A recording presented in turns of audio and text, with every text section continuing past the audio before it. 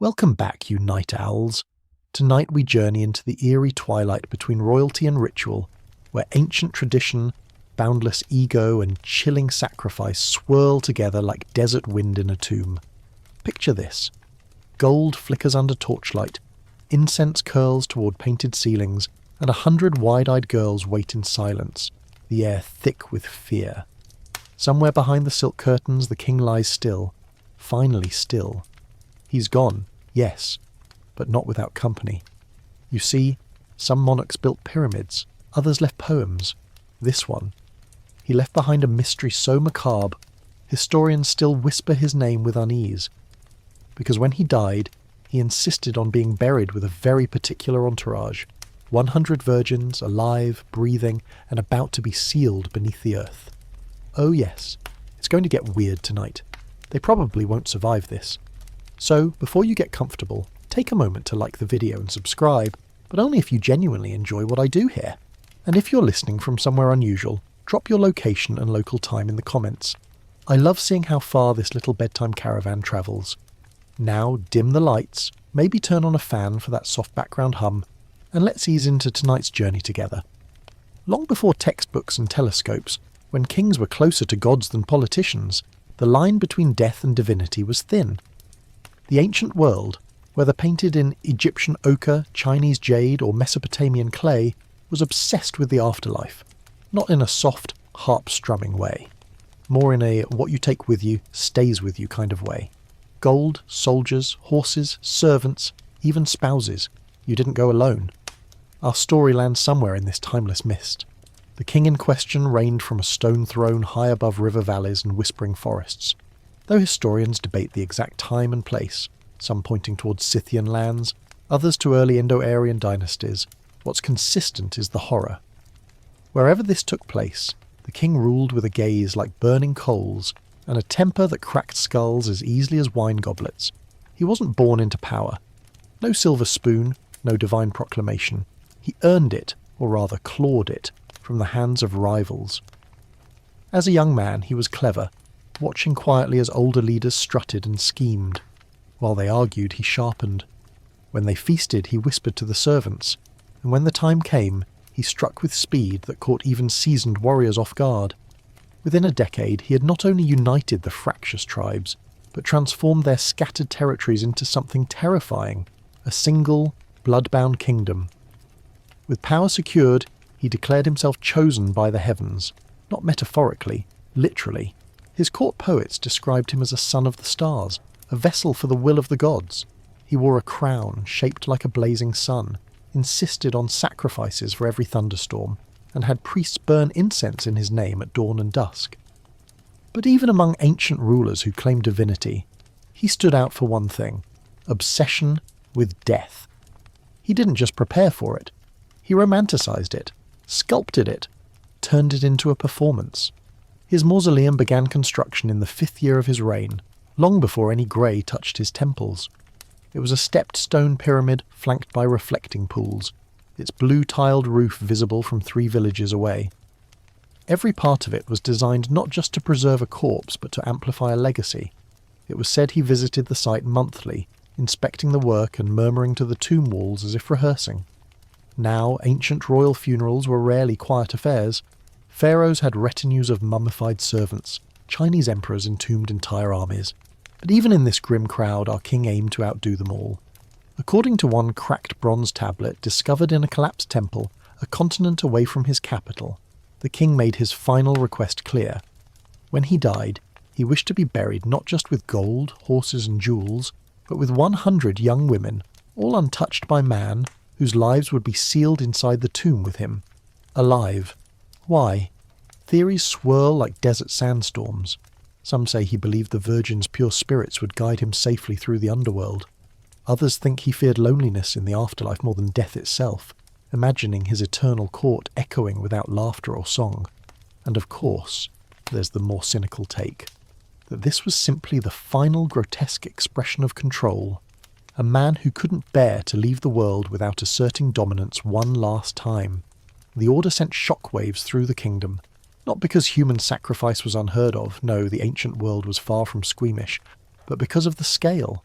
100, all young, all unmarried, all alive, not warriors fallen in battle, not criminals condemned by law, but daughters from every corner of the realm, some from noble families, others from dusty villages, some chosen for their beauty, others for the misfortune of being born at the wrong time in the wrong place. And here's the chilling part. There's no record of protest, no uprising, no frantic flight.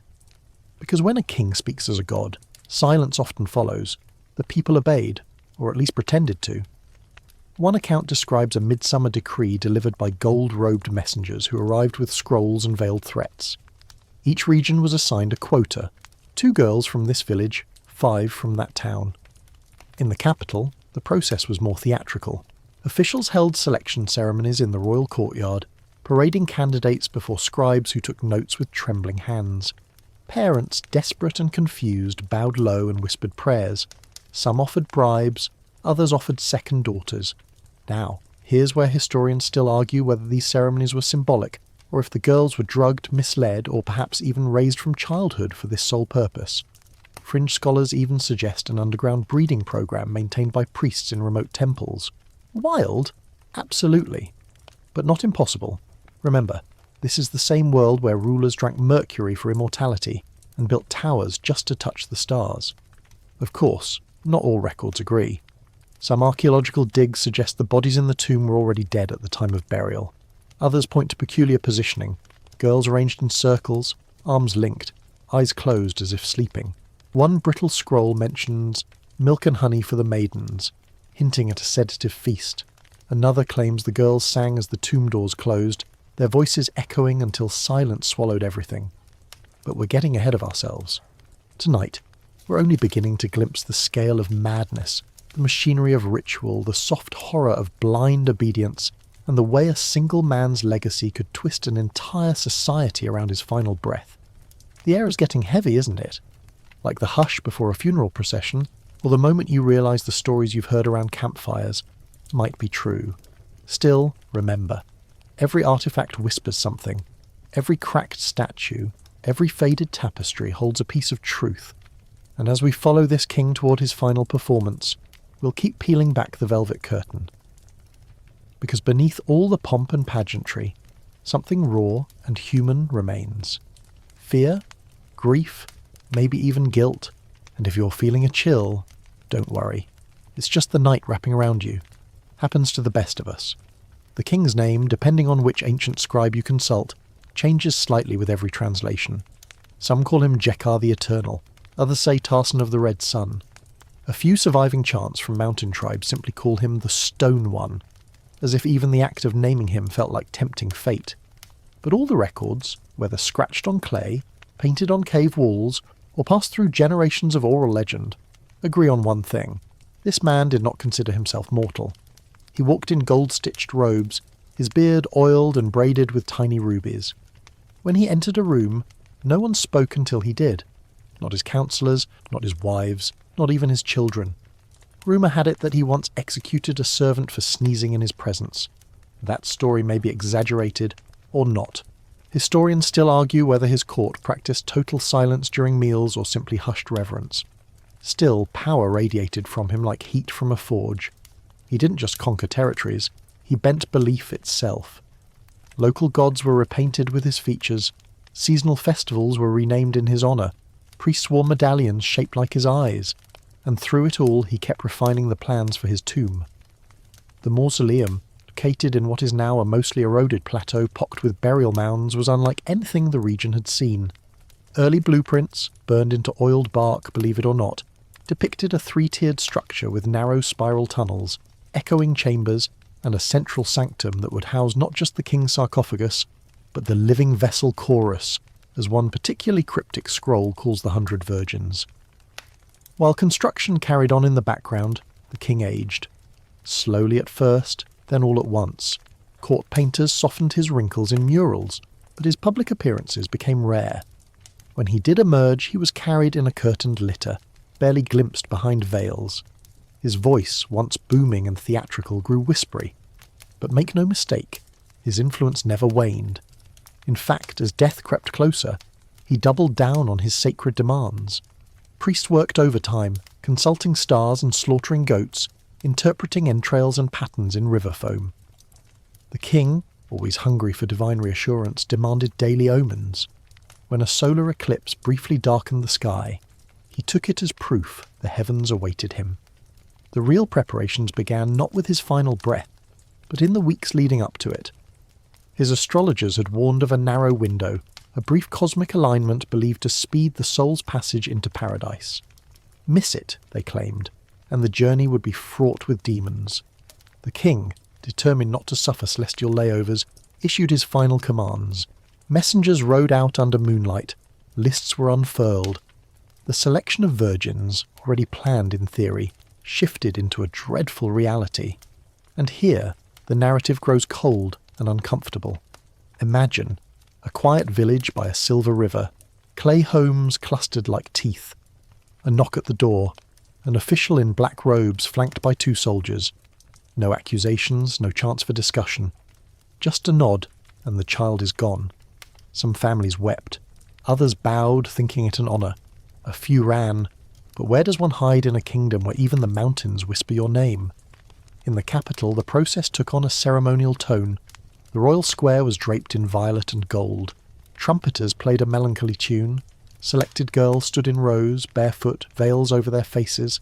They were fed rosewater and honey cakes, given silk robes and pearl earrings.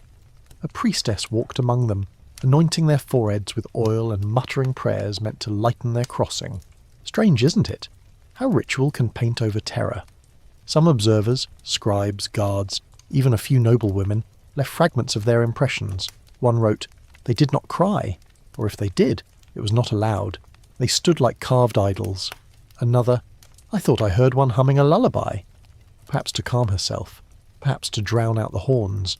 Fringe texts hint that a few girls were promised they'd be rescued, that the burial was symbolic, or that escape tunnels had been carved into the tomb's lower levels. But no such tunnels have ever been found. Instead, all evidence points to a calculated entombment. When the king finally died, whether from fever, poison, or simply the erosion of time, we cannot say for sure. Some legends claim he fasted to death, purifying his body for the gods. Others say he was found alone, his breath gone and eyes wide open, staring at a ceiling painted with stars. Either way, the bells rang. His body was washed in sacred spring water and wrapped in 12 layers of dyed linen. Each layer contained strands of hair from his wives, shavings of bark from the kingdom's oldest tree, and thin slivers of lapis lazuli. He was placed in a crystal sarcophagus, yes, crystal, cut from a quarry lost to time, and set atop a dais carved with a map of his conquests. The procession that followed was enormous. Thousands lined the streets. Dancers in feathered masks leapt and twisted. Drummers pounded a hypnotic rhythm. Incense choked the air. The 100 girls were led through the crowd in silence, their heads bowed, hands clasped. No one knows what they were thinking. Perhaps some believed they were fulfilling a holy duty. Perhaps others were numb with shock. Maybe a few still hoped it was all theatre. Inside the mausoleum, final preparations were made. The virgins were divided into small groups and placed in alcoves throughout the tomb, each one within earshot of the central chamber. Scholars still debate whether this was symbolic or strategic, meant to create a chorus of living breath as the tomb sealed shut. The final moment arrived. A priest lit the last torch. The doors, massive slabs of carved stone, began to slide into place. Eyewitnesses outside described the sound as like mountains grinding their teeth. And then, silence.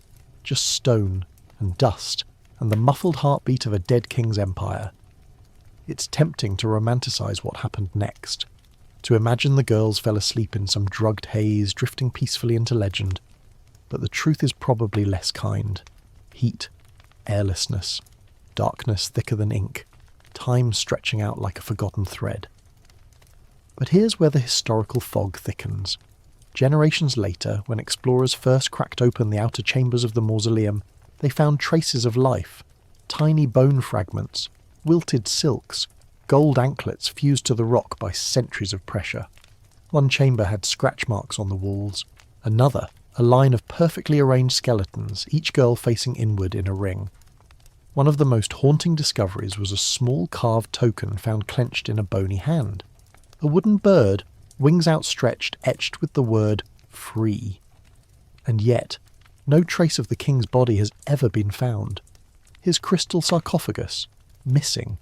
The dais, gone. Some say he was removed later by raiders. Others whisper darker possibilities.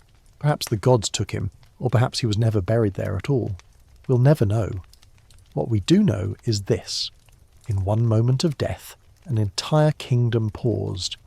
Not for mourning, but for ritual, for spectacle, for a final, chilling flourish that cemented a monarch's legacy in something far thicker than history, myth.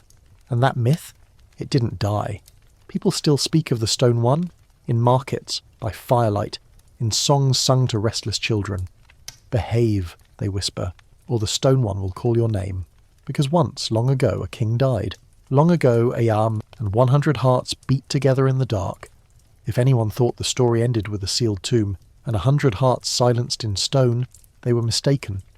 The king's death, far from closing a chapter, opened a floodgate. Within days of the final procession, the royal city shifted from ritual calm to something more volatile. Unspoken unrest, barely veiled panic, and beneath it all the soft hum of something breaking. His council, the Circle of Flame as they called themselves, had been handpicked for loyalty, not intelligence.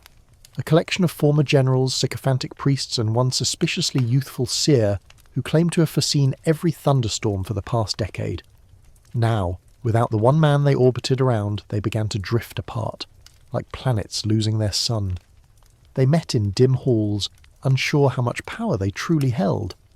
The king had left no clear heir, no written will. He believed himself eternal after all. Why plan for the impossible? Whispers circulated that he'd fathered dozens of sons, but none were officially acknowledged. And so, the vacuum began pulling everything inward. Meanwhile, out in the streets, the people mourned. Publicly, with ceremony, but privately, with confusion. How do you grieve a man who declared himself a god? How do you speak of loss when the body has disappeared and his voice still booms from temple walls, carved in eternal proclamation? There were ceremonies, of course. 9 days of mourning, 9 nights of flame. Women shaved their heads, men wore ash on their cheeks. Dancers performed the Cradle of Stars, a complex sequence meant to mirror the king's rise and fall in cosmic terms. And through it all, the question loomed. What now? Some citizens hoped things would return to normal, that perhaps the next ruler would be more grounded, less prone to celestial theatrics. But normal was no longer on the table, especially not after rumours began to surface. At first they were small. A merchant claimed to have seen smoke rise from the tomb weeks after it was sealed. A shepherd swore his goats refused to graze near the site. Children spoke of dreams, always the same, of a glowing man with a voice like thunder asking for more. The council dismissed it. Superstition, they said, grief's shadow. But fear spreads like oil in dry grass, especially when the land itself seems to change. That spring the rivers ran oddly high, though there was no extra rain. A crop fungus turned barley fields an eerie blue. 3 babies were born with 6 fingers on one hand, all on the same night. And still, the tomb remained untouched. Now, you might think someone would try to open it, to investigate, retrieve artifacts, even challenge the burial.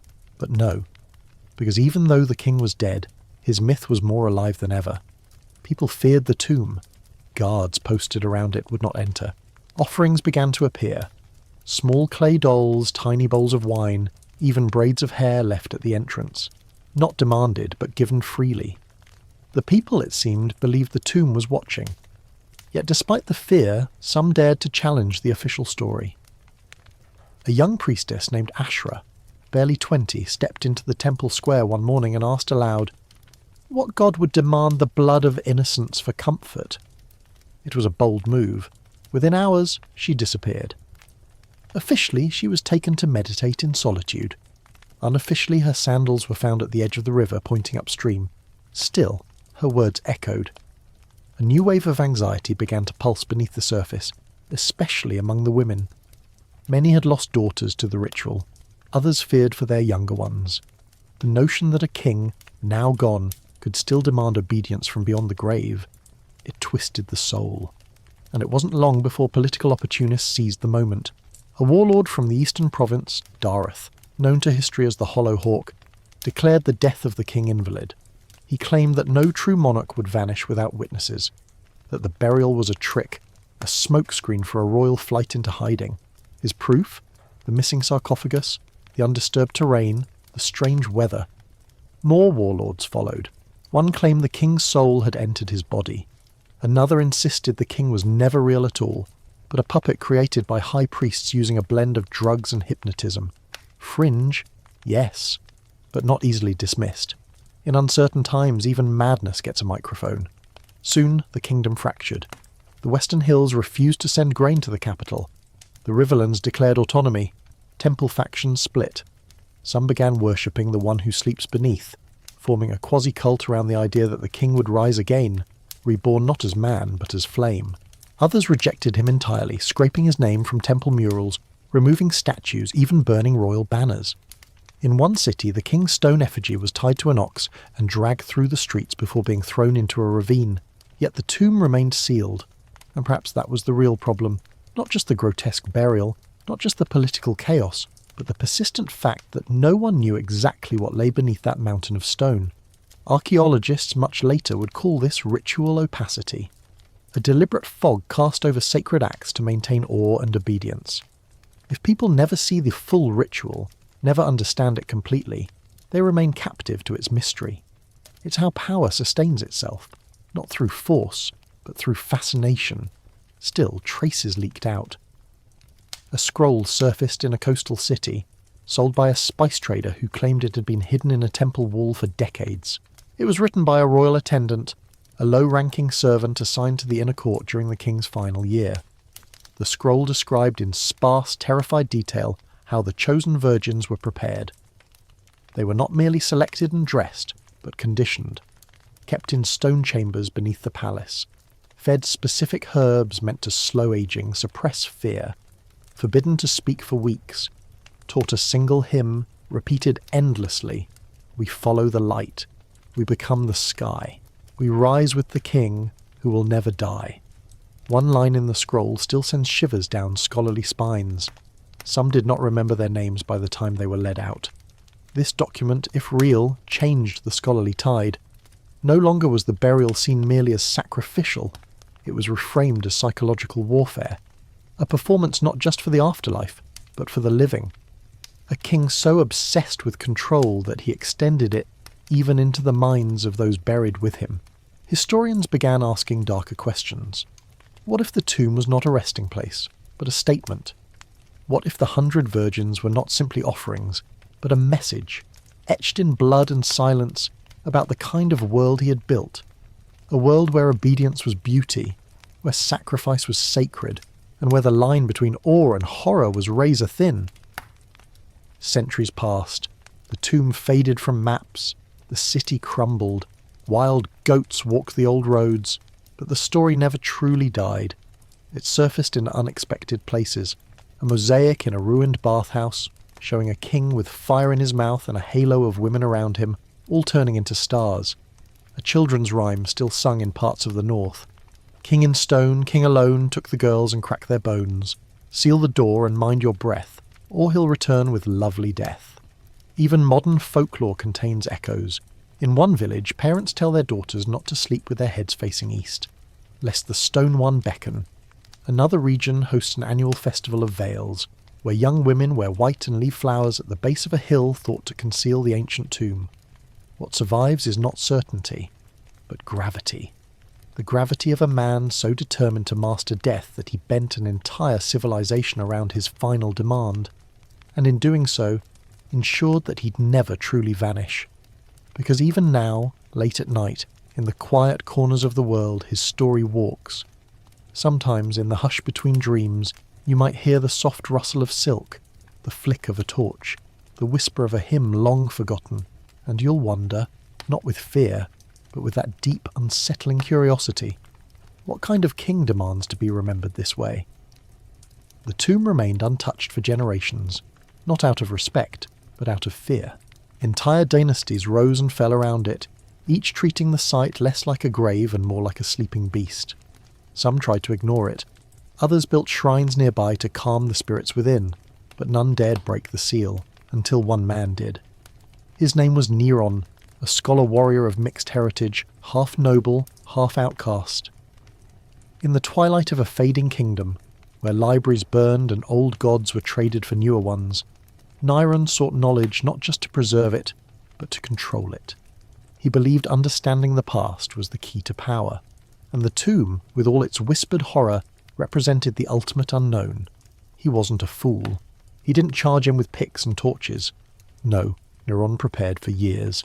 He assembled a team of linguists, engineers, and spiritual guides.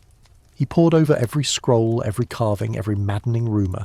He even claimed to dream of the tomb, always the same vision. A staircase spiralling into stars, a voice like wind whispering, "Ask permission."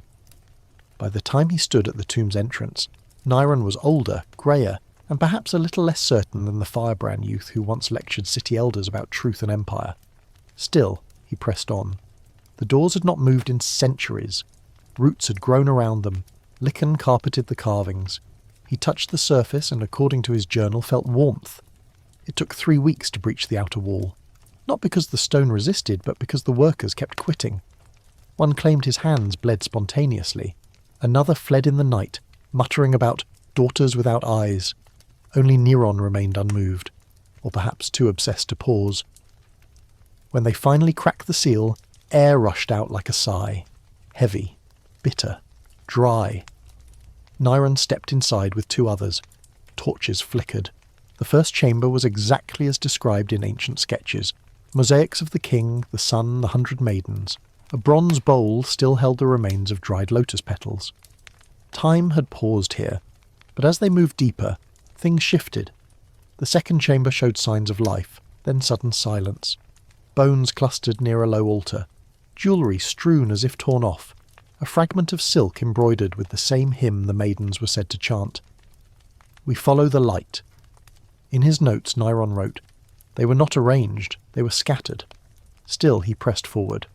Through 3 more chambers, each one colder than the last.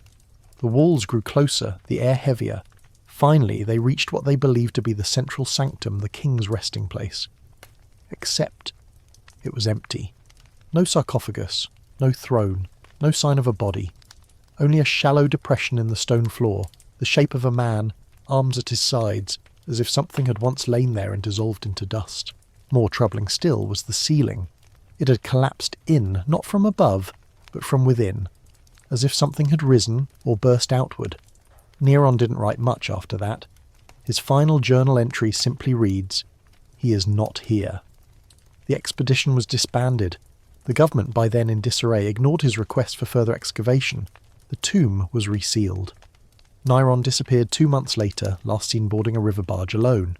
Historians have puzzled over this expedition ever since. Some believe Neron staged it all, a hoax to bolster his legacy. Others think the tomb was robbed centuries before he arrived. But a few point to something stranger. After Neron's discovery, seismic activity around the region spiked. Villages reported tremors. One ancient temple cracked down the middle, revealing a previously unknown underground passage, which led to nothing but dust and the faint scent of incense. Was it coincidence? Maybe.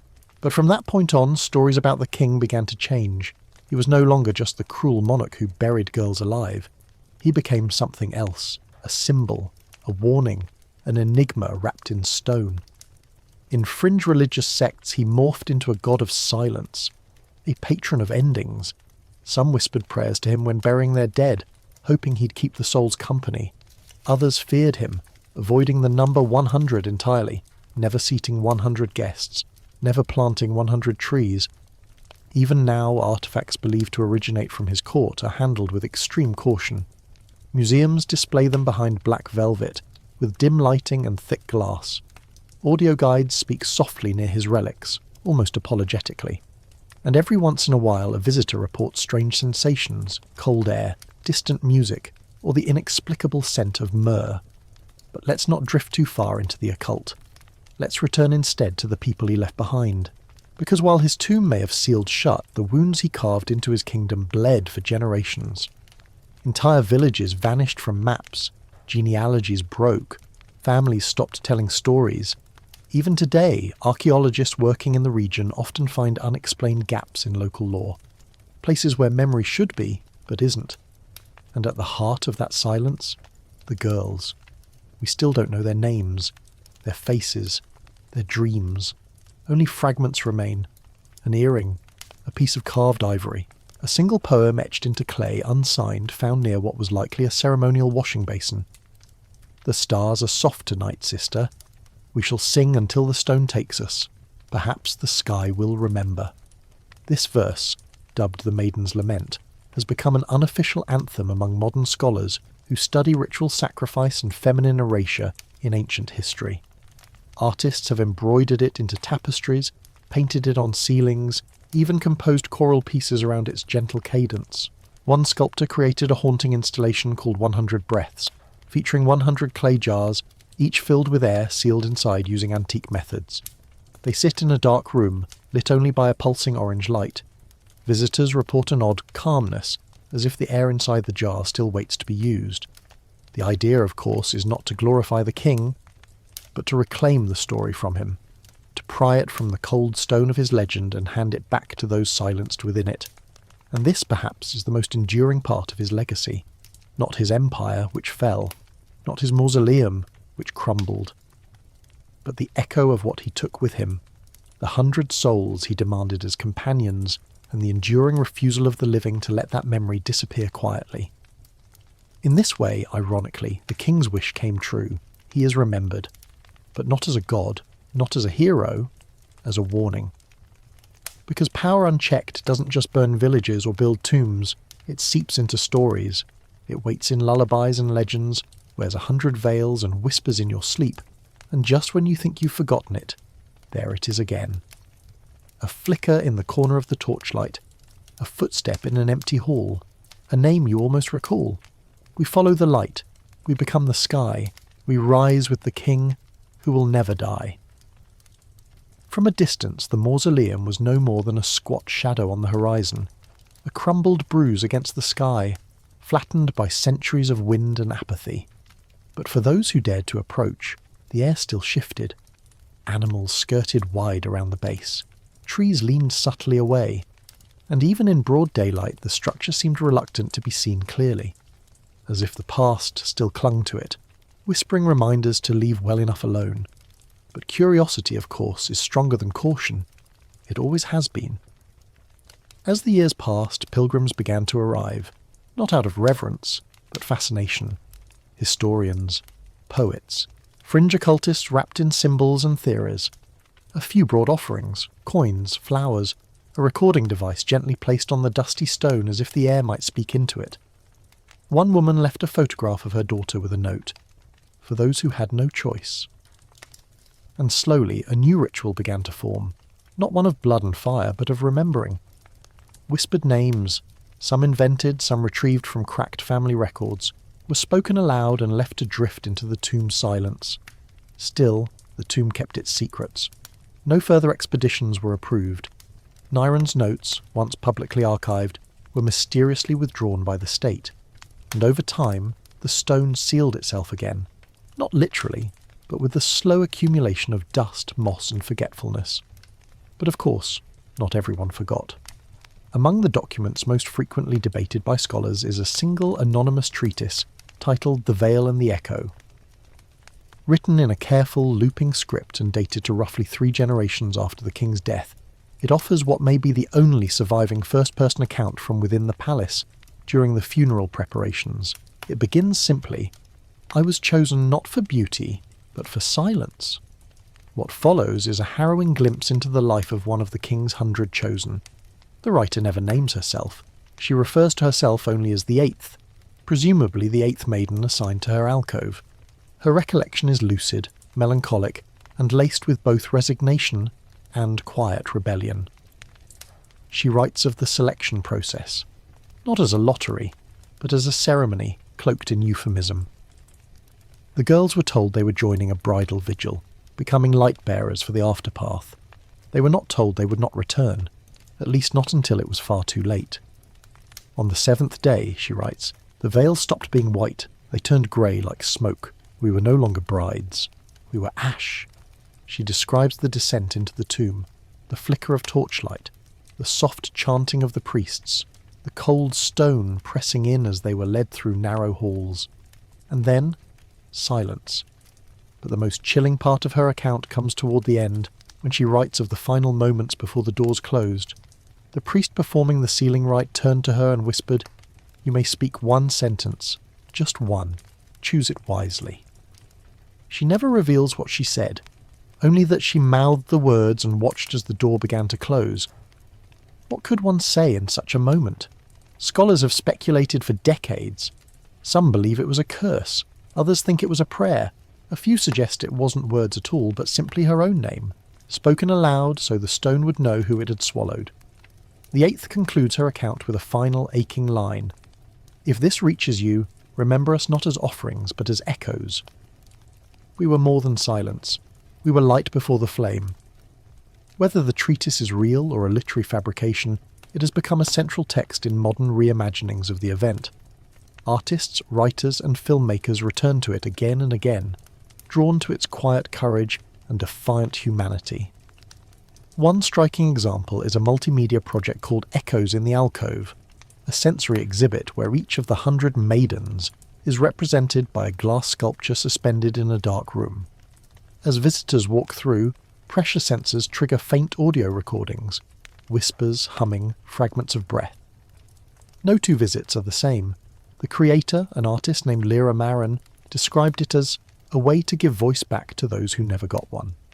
In classrooms, students now debate the ethics of ritual sacrifice, not in abstract terms, but through the lens of power, agency, and historical accountability. The story of the king and the 100 girls has become a case study in how mythology, authority, and gender intersect, but not all reactions are so reverent. A group known as the Sons of Flame has recently emerged, advocating for the re-establishment of what they call the pure rite. Dressed in gold and crimson, they claim to be descendants of the king's original bloodline. Their rhetoric is inflammatory, their beliefs steeped in symbolic purification and celestial hierarchy. Sacrifice, they argue, is not cruelty, it is cosmic order. Needless to say, they've drawn heavy criticism. Still, their presence proves the story continues to evolve, not just as a historical curiosity, but as a living cultural flashpoint. The king, it seems, still casts a shadow. And what of his legacy? The answer depends on where you stand. In some academic circles, he's framed as a case of extreme divine kingship, a ruler so consumed by cosmology and ritual that he lost all tether to mortality. Others view him through the lens of trauma studies, as a symbol of how societies process mass violence through myth and forgetting. But among everyday people, those who light candles at the tomb's edge, those who whisper the names of imagined daughters into the wind, he is simply a ghost. Not the wailing sheet-clad kind, but something denser, a presence, a pressure, the cold weight of history resting on too many shoulders. And then there are the questions no one wants to answer. What if the tomb isn't empty? What if the missing sarcophagus wasn't stolen, but never there to begin with? What if the king, in one final twist of madness, never intended to die at all? There's one theory, highly speculative, utterly fringe, that suggests the burial was a decoy, that the king, obsessed with immortality, orchestrated the entire event as a smokescreen, that he slipped away, cloaked by ceremony, and continued his work elsewhere, constructing not a tomb, but a temple. Not an end, but a beginning. No evidence supports this. And yet, the story persists. Because stories have a way of outliving facts. They adapt. They haunt. They ask questions long after the answers have faded. So maybe that's the true curse of the 100 girls. Not the tomb, not the silence, but the echo. An echo that follows us, that asks us to remember, to wonder, to look at the world we've inherited and ask how much of it was built atop unmarked graves and golden lies. And how many of us, even now, are still trapped in someone else's idea of what a sacrifice looks like. The first whispers came not from the scholars or the skeptics, but from the wind-battered farmers who lived along the tomb's outer fringe. These were people whose ancestors had witnessed the rise and fall of more kings than they could count, who knew better than to disturb whatever slept beneath stone and story, One such whisper came from a woman named Tetha, a beekeeper who claimed the tomb had begun to sing. Not a melody exactly, but a vibration, a hum, like breath through a reed pipe rising faintly through the ground at dawn. Her bees, she said, stopped flying near the mausoleum. Honey from hives closest to the site turned bitter, thick like resin. Most wrote her off as eccentric, but the reports kept coming. Muted rumblings, lights without source, plants blooming wildly out of season along the ancient pathways. Some believed it was the king's spirit, others thought it was the 100 girls, somehow unsettled. But the truth, as always, was murkier. A regional scholar named Corin Alseth travelled to Tetha's village to investigate. He brought with him sound equipment, geoscanning gear, and a healthy dose of skepticism. For 3 nights, he recorded the area surrounding the tomb. On the 4th morning, he left abruptly, abandoning his equipment and declining to speak about his findings ever again. His assistant, less rattled, later published a brief summary in an obscure journal. It stated simply, frequency recorded, 67,6 Hz. Not seismic, not wind, not mechanical. Rhythm consistent with human breath. What could breathe beneath 600 tons of rock? It was the question that launched a new wave of fringe speculation, but also reinvigorated serious academic interest. Suddenly, institutions that had ignored the site for decades began submitting grant proposals. Remote scans were authorized. Subtle seismic taps, non-invasive acoustic probes were conducted. What they found stunned even the skeptics. There were chambers not yet explored, tunnels branching deeper than previously mapped. Some led nowhere. Others ended in strange shapes, spirals, loops, chambers with no discernible entrance or exit. In one section, the resonance reading suggested that some material, within the sealed structure was not stone, not metal, not organic, but something else entirely. That's when the theories bloomed like nightshade. One scholar posited that the tomb's design wasn't just ritualistic, but acoustic, that it had been built to channel sound, to amplify it in strange and disorienting ways, that the hymns of the 100 girls sung as the doors closed might still echo within. Not metaphorically, physically, a standing wave trapped forever in stone. Another theory pushed the idea even further, that the king had intended the tomb to function as a kind of recording device, that the human voices aligned precisely, vibrating in harmony within specially carved chambers, could impress memories into the very structure. Stone not as a container, but as a conduit. It sounds far-fetched, until you consider ancient cultures' understanding of resonance, of sound's effect on matter. Some Egyptian tombs exhibit similar patterns, so do certain Mayan temples, and yet nothing matches the eerie precision hinted at within this mausoleum. Of course, none of this explained why the king's sarcophagus was missing, but maybe that was the point, because what happens when the body isn't the important part? When the soul, the story, the myth, is the real artifact? The king may have vanished in flesh, but in spirit, in legend, he became louder with each passing century, especially now as his tale crossed borders and epochs, morphing through culture and retelling. Take, for example, the desert monks of the Southern Arches. Their sacred text, the cradle verses, includes an eerily familiar passage. He who sleeps below with sun upon his brow shall drink 100 songs and rise somehow. The coincidence is hard to ignore. These verses were written at least 300 years after the king's death, by a culture that should have had no contact with his empire. And yet, the imagery aligns. Stone, sleep, song, rebirth. Could the story have travelled that far? Or is it simply a case of convergent mythology? Historians still argue whether these kinds of parallels suggest cultural diffusion or the deep, uncanny recycling of human fears. Others believe something darker, that the story repeats not by chance, but by design. Because if you trace world history, you begin to notice a disturbing pattern. Kings, emperors, warlords, all demanding companions in death. China's Qin Shi Huang, buried with his terracotta army. Norse chieftains sent to the afterlife with their wives and servants, sometimes tied down and still breathing. In parts of ancient West Africa, royal burial involved attendants, musicians, even concubines, sacrificed in elaborate ceremonies. Each time, the justification is the same. The ruler must not be alone. The afterlife is a court, a journey, a hunt, and the king must be surrounded, served, comforted. But why always women? Why virgins?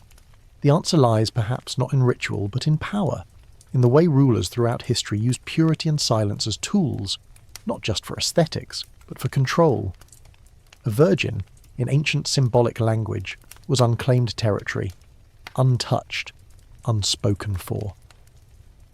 To offer such a being to a dead king was to declare him supreme over even the most intimate aspects of life. It wasn't about companionship, it was about possession. One anthropologist put it bluntly, the virgin sacrifice was never for the gods, it was for the crowd, a final spectacle, a statement that the king's reach extended beyond death. And if we return to our central figure, the stone one, the flame-crowned king, we begin to see that his burial ritual was not an anomaly, it was a culmination, the logical extreme of a worldview in which power must consume everything, even innocence, even breath. Which brings us to the quiet horror beneath all of this. Not that the king made such a demand, but that it was obeyed. That a civilization, educated, organised, vibrant, carried out the act without visible revolt. That families gave up daughters. That priests anointed them. That architects designed a tomb knowing what it would hold. It wasn't one man's madness, it was collective submission. And that may be the most chilling truth of all. Because what are we, if not echoes of our ancestors? What decisions do we carry forward, unquestioned, simply because they've been folded into ceremony? Historians love to frame ancient ritual as a relic of the past, an aberration, a dark chapter we've outgrown.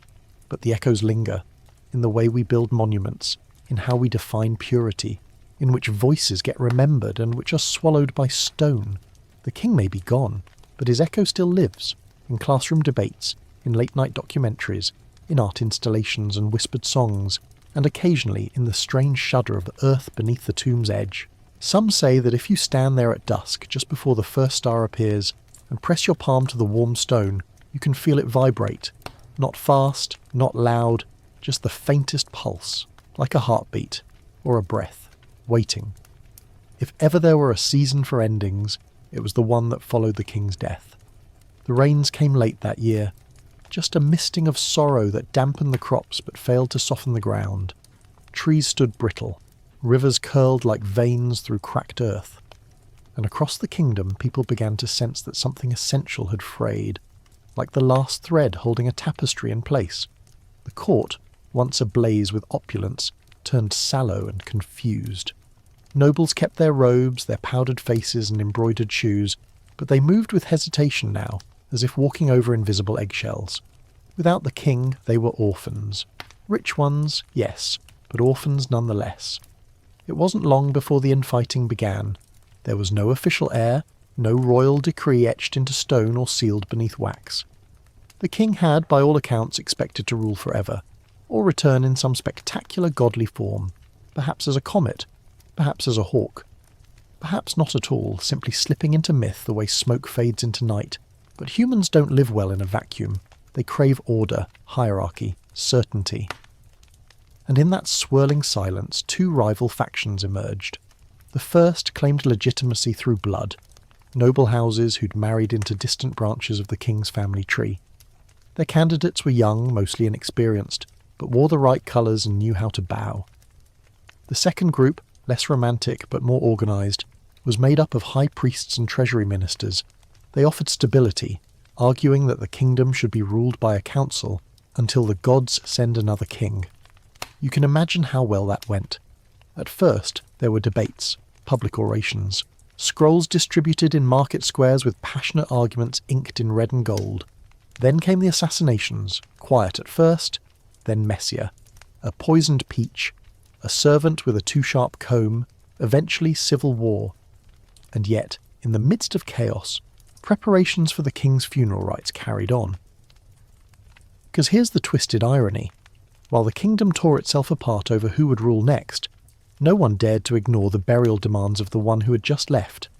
His death rites had been designed not just to honour him, but to ensure the continuity of the cosmos, or so the priests claimed. To let the funeral falter was to risk divine imbalance, drought, famine, plagues, the full set of apocalyptic charms. And so, While generals barked orders and messengers galloped across smoking plains, the sacred architects completed the tomb's final flourishes. They polished obsidian panels until their own reflections made them jump. They carved 1,000 suns into the stone walls, each with a different face.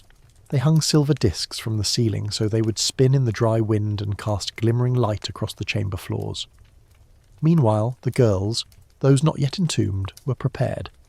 They had been kept in isolation, under the care of cloud mothers, older women selected for their calm demeanour and complete lack of personal ambition.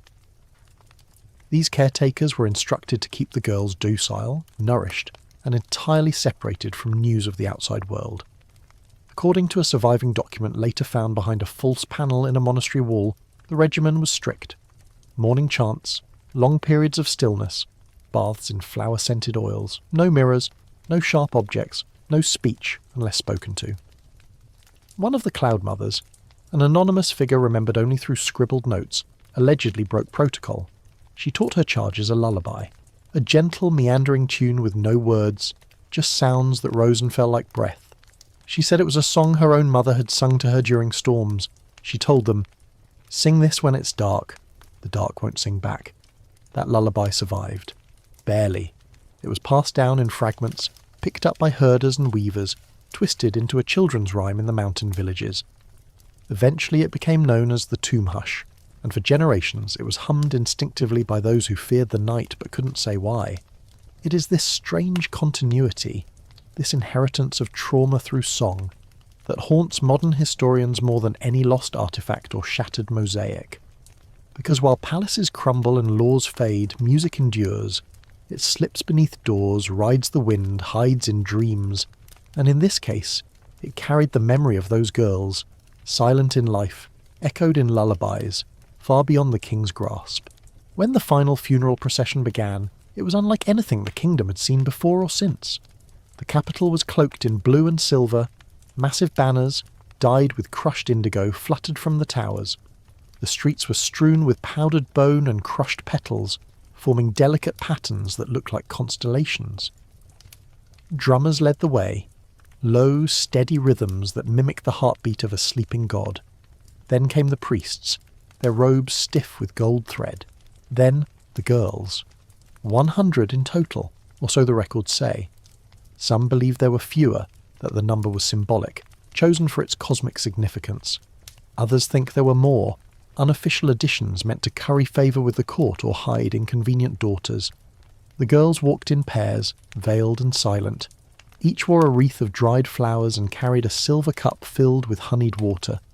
They walked barefoot, the ground cold even in high summer. Not one looked up. And behind them came the bier, carrying the king's shrouded form, or what was said to be his form. It's worth remembering that no living soul saw his face after death. His body had been prepared in secret, shrouded by priests whose tongues were cut out before the final ritual. All that was visible beneath the embroidered veil was the outline of a man, stiff and still, hands crossed over chest. But whether it was truly him, well, historians still argue whether the king actually died at all. The procession reached the mausoleum just before dusk. Torches were lit. Incantations muttered. The girls were led inside, gently, ceremonially, like guests of honour. They were placed in alcoves around the central chamber. Each was given a cushion, a small jar of oil, and a fruit, dates, figs, or something sweeter. A symbolic meal, a final kindness, or perhaps a distraction. Then the doors closed. The stone slab slid into place with a groan so heavy it took 20 men to shift it. The sound echoed across the hills, startling birds into the air, and just like that the ritual was complete, or so they thought. Within days, cracks appeared in the social fabric, soldiers deserted, fires spread through market districts. A popular oracle threw herself into a river, raving that the door had not shut, only changed shape. Even the weather turned strange. Rain fell in circles. Lightning struck the same tree 3 nights in a row. Cattle gave birth to twins with milky, sightless eyes. The priests urged calm. They said the ritual had gone perfectly, that the king now sat among the stars drinking from the silver cup of eternity. But no one believed them. Not really. Because the tomb no longer felt like a monument. It felt like a wound. and the land itself seemed to agree. Over time, grass stopped growing near the mausoleum. Birds no longer nested on its roof. A faint scent, like old incense and spoiled honey, hung in the air, especially at dusk. Some called it sacred. Others cursed. But everyone agreed something had shifted. The king was gone, but something else had arrived in his place. Not alive, not dead, just waiting.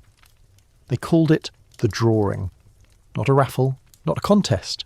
A drawing, as if names were pulled gently from the mouth of fate itself, and not from the ink-stained fingers of court officials tasked with the most dreadful assignment of their lives.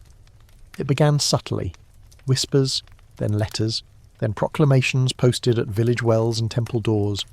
Every household with daughters of a certain age was to report to their local magistrate. Not to submit, no, at least not officially. Simply to register, to participate. A ritual of respect, they said. An honour, if the stars aligned. No one was fooled. The first regions to respond were the outlying provinces, those most eager to prove their loyalty, eager to avoid the scrutiny of the capital. They held public ceremonies. Girls were bathed in milk and dressed in blue, the colour of mourning and obedience. Families watched as their names were recorded in heavy tomes, sealed with wax, and sent up the river toward the capital like sacrificial prayers. But closer to the palace, the process was quieter, more clinical. Officials, some barely past adolescents themselves, arrived with rosters and blank expressions. No flowery speeches, just columns to be filled. The criteria were specific, yet vague enough to sow confusion.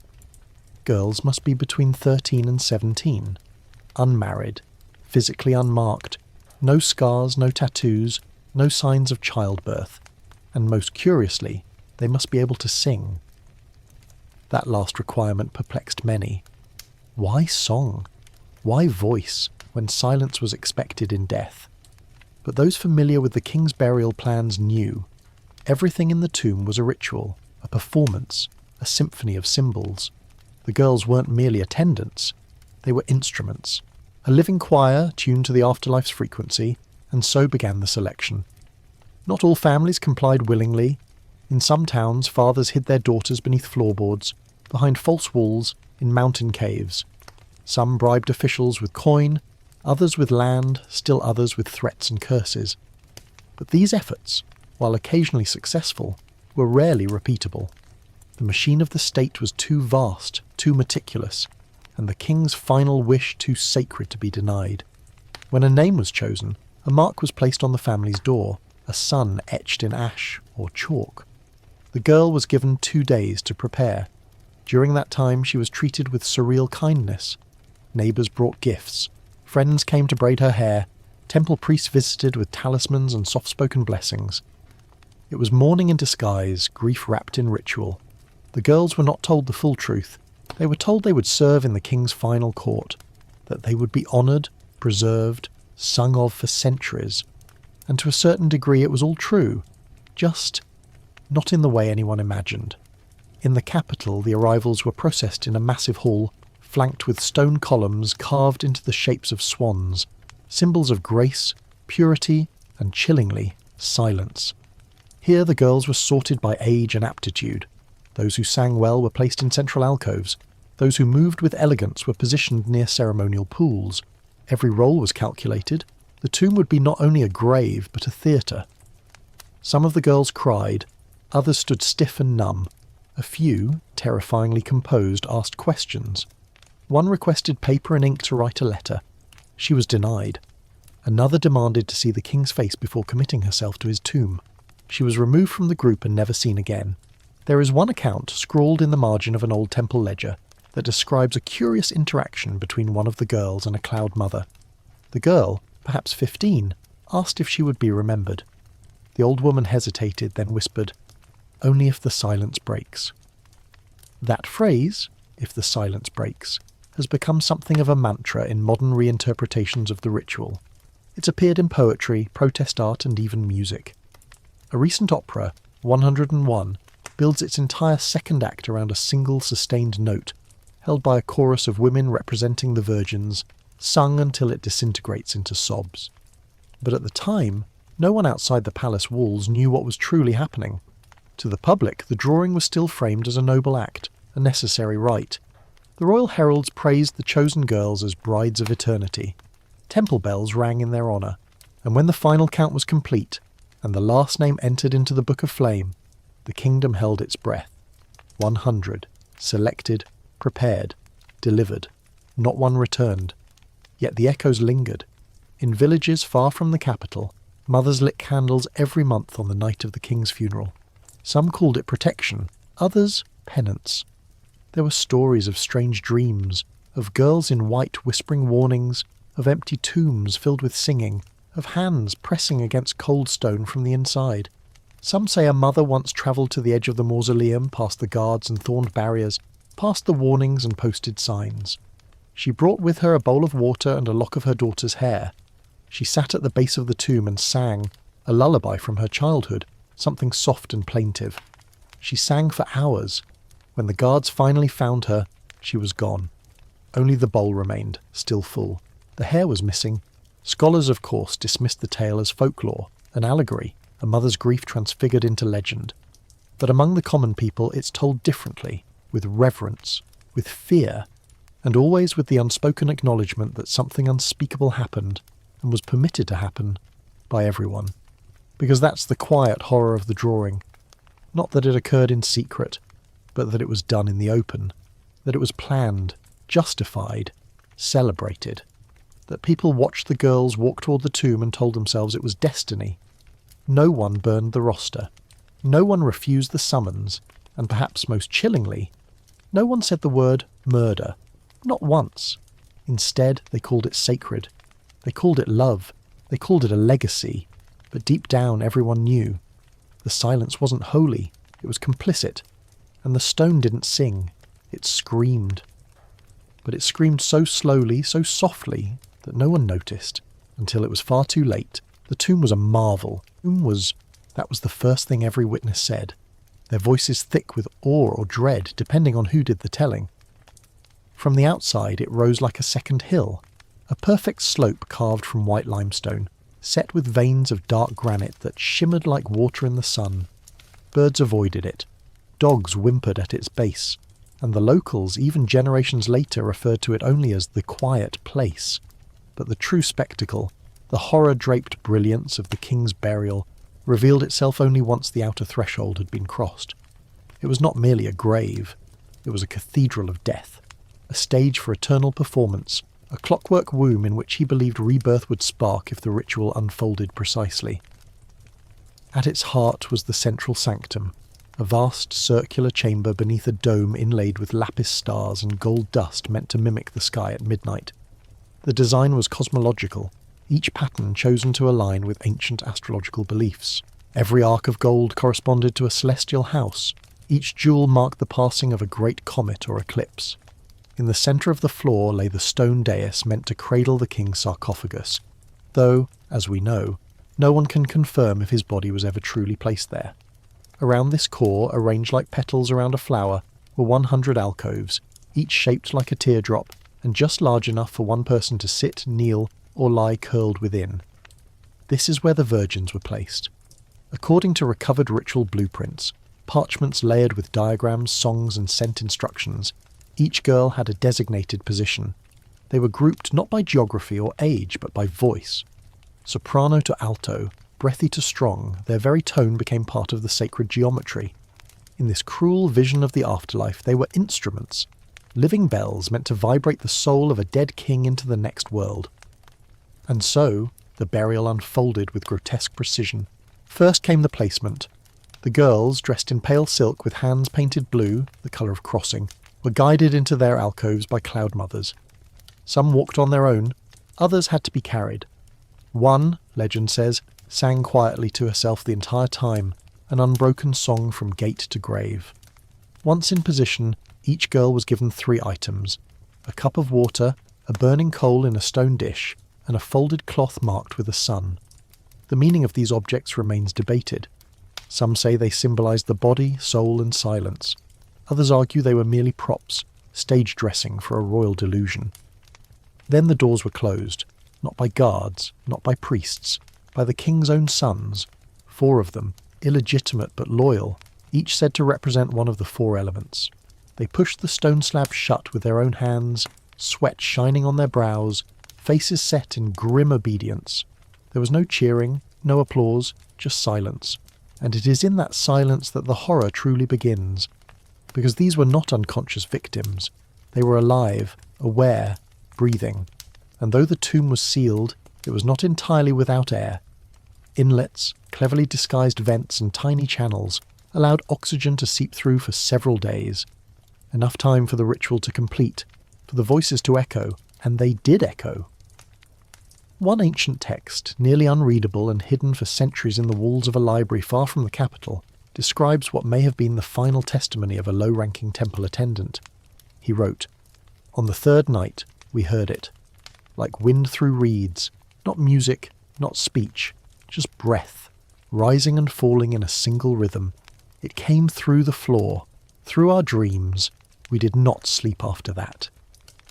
Another document found centuries later beneath a burned village claims the echo lasted exactly 7 days. Then nothing. The implication is unbearable, that the girls lived for a time, that they whispered, maybe prayed, maybe sang, that some clutched the blue-dyed cloths to their faces until sleep, or something more merciful, took them. One historian, famously stoic, wept during a lecture as she described the possible sequence of death. Not sudden, not panicked, but gradual. Heat, dehydration, drowsiness, confusion. The kind of slow unmaking that leaves no marks, only silence. Archaeological evidence seems to support this. When the tomb was eventually explored, the remains found in those alcoves were not in disarray. No claw marks, no desperate scrambles, just curled bodies, tucked into the stone as if sleeping. It's the calmness that disturbs most, as if they accepted it, or were conditioned to accept it. One chamber held 7 of them, placed together in a larger niche, possibly the highest voices, the guiding notes. In the centre was a round pedestal with an unlit oil lamp. The wick, still intact, bore traces of a rare perfume, jasmine, honey and clove. The priest who catalogued the site wrote, "It was not a tomb, it was a song frozen in stone. I felt no ghosts, only a pressure, like standing beneath the weight of grief too old to speak." But grief is never too old. It surfaces, in echoes, in traditions warped by memory. There are remote villages far from the tomb's shadow, where girls are still taught to kneel with hands crossed facing east at dusk. They don't know why. They just do. Their mothers learned it. Their grandmothers. No one speaks of the ritual, but everyone knows. Even in modern times, the story creeps into art and ceremony. A famous sculptor once carved a piece called The Last Note, a twisting figure of a girl mid-breath, hair sweeping upward as if caught in some eternal exhale. The figure's mouth is open, but no sound comes out. Galleries hang it in special rooms, with thick walls to mute outside noise. Viewers report a strange sensation when standing near it, like pressure in the ears, like waiting for something to be said. Another artist, a dancer this time, choreographed a performance titled Alcove. 100 women moved in a circle, each bound at the wrist with a thread. They sang, not words, just tones. Harmonies built and broke, rose and fell until, in the final act, they all knelt and fell silent together. The audience remained silent too, long after the stage lights faded. That's what the burial of the king did. It wasn't just a funeral. It was a spell. A story sealed so tightly that even silence hums with its memory. A myth so heavy it sinks into stone, into ritual, into the bones of descendants who don't even know they're still mourning. And the king? He achieved his goal, in a way. He was not alone in death. He was not forgotten, but neither was he forgiven. Because in choosing silence, he created an empire of whispers, and whispers never stay buried. The stone had barely cooled when the stories began. Even as the kingdom's upper halls filled with muffled sobs and careful prayers, the streets below trembled with whispers. Low murmurs passed between market stalls, under tavern benches, across broken fences never above a breath. Something was wrong. Something had shifted deep in the bedrock beneath the tomb, and everyone could feel it. The first sign was the air. It changed. The cool breeze that once rolled down from the northern ridges began to reverse at sunset, rising from the south like breath exhaled from a long-buried mouth. Villagers near the mausoleum began to complain of headaches, of thick sleep, of vivid, repetitive dreams. Always the same dream. A hallway of stone, voices behind the walls, a hand reaching out, never touching, just reaching. Then came the livestock. Sheep stopped grazing. Dogs howled at dust. Birds flew in strange, spiralling patterns over the mausoleum, as if caught in invisible currents. One local legend tells of a child who climbed the hill to find his lost goat and returned mute, his eyes wide, his hands pressed over his ears. He never spoke again, though he was known to draw, over and over, the same image. A circle of women, hands linked, mouths open, their shadows stretching toward a blackened sun. And all the while, the palace tried to press forward. The king was gone, officially, ceremonially, in stone, in song, in silence. But what remained was far less clear. Without a clear air, the court fractured. Ministers jostled for power, generals claimed divine approval, and religious factions sprouted like weeds in unattended fields. One high priest declared himself speaker for the flame, claiming the king had merged with fire and would soon consume the false. Another faction declared the tomb a failure, that the rite had been performed incorrectly, and the girl's spirits now wandered aimlessly, bitter and unmoored. And perhaps most dangerously, a populist preacher named Halen began drawing crowds by proclaiming the king had never truly died. He stood on rooftops and in dusty fields, arms outstretched, shouting, "Would a god lie still beneath dirt? Would a sun set forever? He is coming again. He watches, waits, listens through the breath of his brides." The phrase caught on. The breath of his brides. It became a slogan, a chant, a warning, and whether spoken in reverence or fear, the implication was always the same. Something was listening. To make matters worse, or more fascinating, depending on one's taste for the occult, those who worked near the tomb began to change. Guards posted at the site grew restless. 2 fled into the forest and never returned. One was found kneeling before the sealed entrance, humming, his hands pressed to the stone as though feeling a pulse. His captain tried to discipline him, but the man would only whisper, "They're still singing, I can hear them." The king's tomb, it seemed, had not fallen silent after all. And that idea, terrifying, tantalizing, spread. In far provinces, people gathered in secret to reenact the burial. Women draped themselves in white and sat in circles, eyes closed, humming single notes until the sound grew unbearable. Some believed it was a form of communion. Others called it a protest, a way to reclaim the stolen voices of the 100, to echo their suffering so loudly it pierced the veil between death and memory. Not everyone agreed. Some communities banned the retellings entirely. A few villages forbade the mention of the king's name. In one city, those who spoke of the Virgin's sacrifice were accused of inciting unrest and publicly whipped, and yet even there children could be heard late at night whispering verses of the forbidden lullaby. Because once a story like this settles into a culture, it doesn't go away. It embeds, it stains, and eventually it resurfaces, which is exactly what happened in the years following the entombment. A group of farmers digging new irrigation lines struck stone far shallower than expected. At first, they thought it a natural shelf, but as they uncovered more, they revealed a narrow tunnel carved with symbols known to be associated with the tomb complex: suns, eyes, and what appeared to be open mouths. The passage was too small for most adults to explore, so they sent in a boy, skinny, bold, fast. He crawled for nearly 20 minutes. When he emerged, his clothes were torn, his hands bruised, and his eyes bloodshot. He held no artifact, no gold, just a tiny object clutched in his fist. It was a doll, carved from ivory, no larger than a finger. A woman, veiled, arms outstretched, her mouth open as if in song. And beneath her, inscribed in characters so delicate they had to be read under candlelight, was a single word: alone. That finding broke the story wide open again. Suddenly every scholar, every treasure hunter, every curious noble wanted to be part of the mystery. Funding poured into excavations. New corridors were found. Many of them collapsed, some too warped by time to navigate.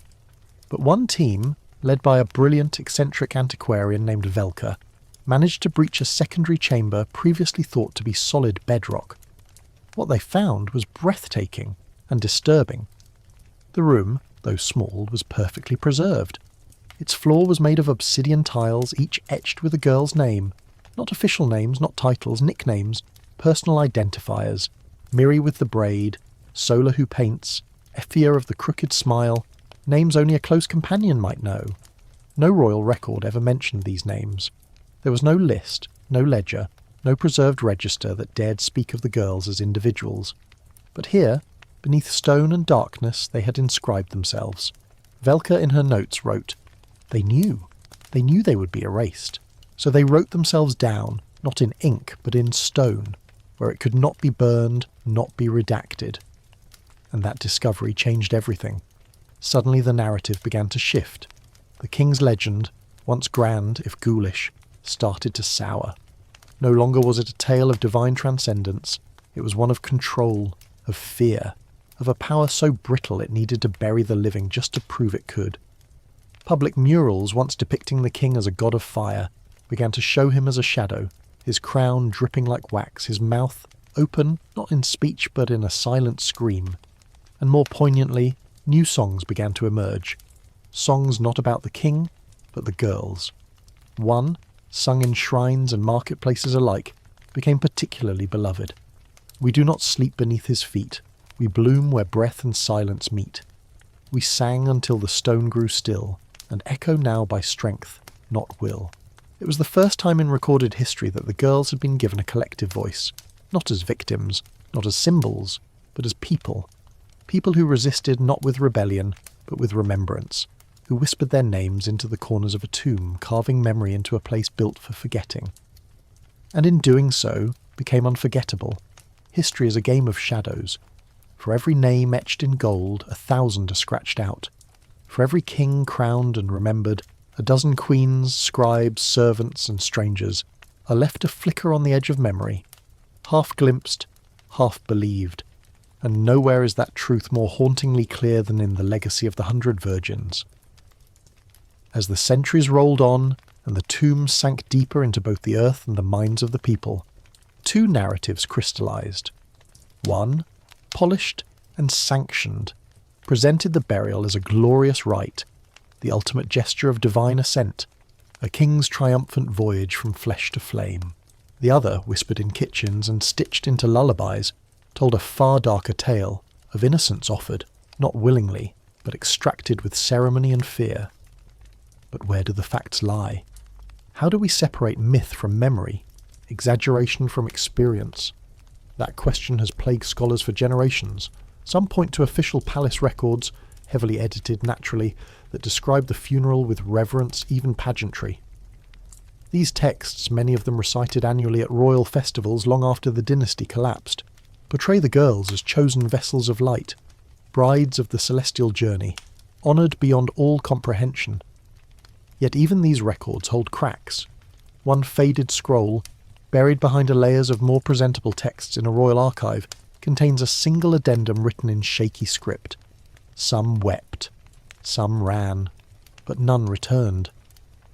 The simplicity of that line has been the focus of countless debates. Did it slip past censorship? Was it left deliberately by a sympathetic scribe? Or was it a desperate footnote added in defiance and forgotten until the scroll was unearthed? Historians still argue whether it qualifies as evidence, but for many, it's the most human sentence in the entire royal archive. And then there's the architecture, the tomb itself, the layout, the resonance. We've already discussed how sound played a central role, how scholars believe the alcoves were designed not just for placement, but for projection. But what's more chilling is what came next. The echoes, the vibrations, the rumours that some parts of the tomb sang back. It began with a small group of linguists and sound engineers, modern researchers seeking to study the acoustic properties of ancient architecture. They used non-invasive sonic mapping, scanning vibrations in stone to understand how energy travelled through the maze of tunnels and chambers. What they found startled even the skeptics. In certain frequencies, especially those approximating human breath or humming, the tomb responded. Faint harmonics emerged from the walls, not from speakers, not from trickery, from stone. The frequencies weren't random. They aligned almost perfectly with those produced by human voices in the alto-soprano range, specifically those of adolescent girls. One researcher, visibly shaken in an interview, remarked, "It's as if the tomb remembers." This phenomenon was dubbed residual resonance. Most in the field believe it to be a quirk of architecture, an accidental masterpiece of acoustic design, but others aren't so sure. Some suggest the tomb was meant to do this, that it was not just a grave, but a recording chamber, a mechanism to trap not just sound, but presence. We know the ancient engineers of this kingdom were geniuses.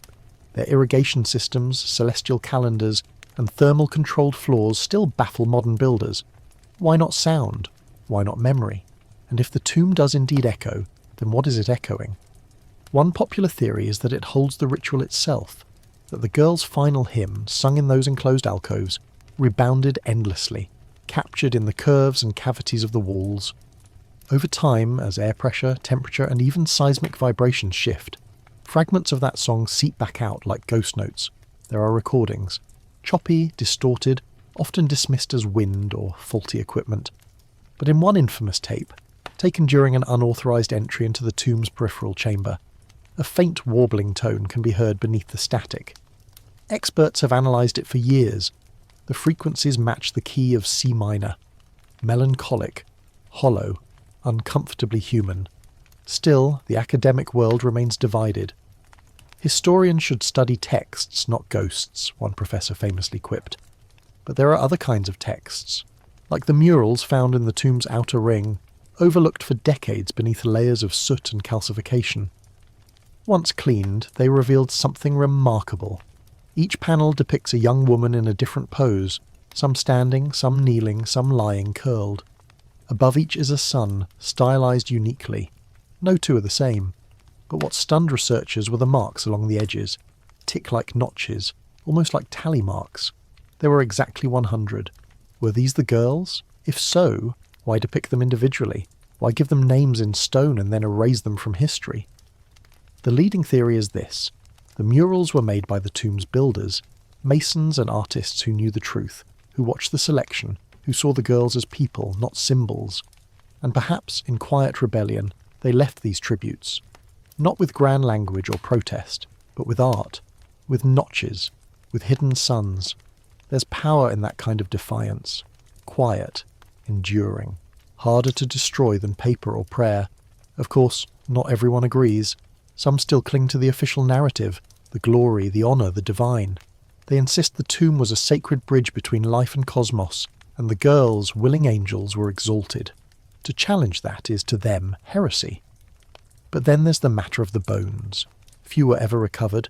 Those found were fragmented, brittle, fused to stone by time and heat. But a handful, 6 to be precise, were exhumed carefully by a sanctioned team led by the Ministry of Antiquity during a rare excavation approved decades ago. The report was sealed, classified. Until, years later, a whistleblower released a partial transcript.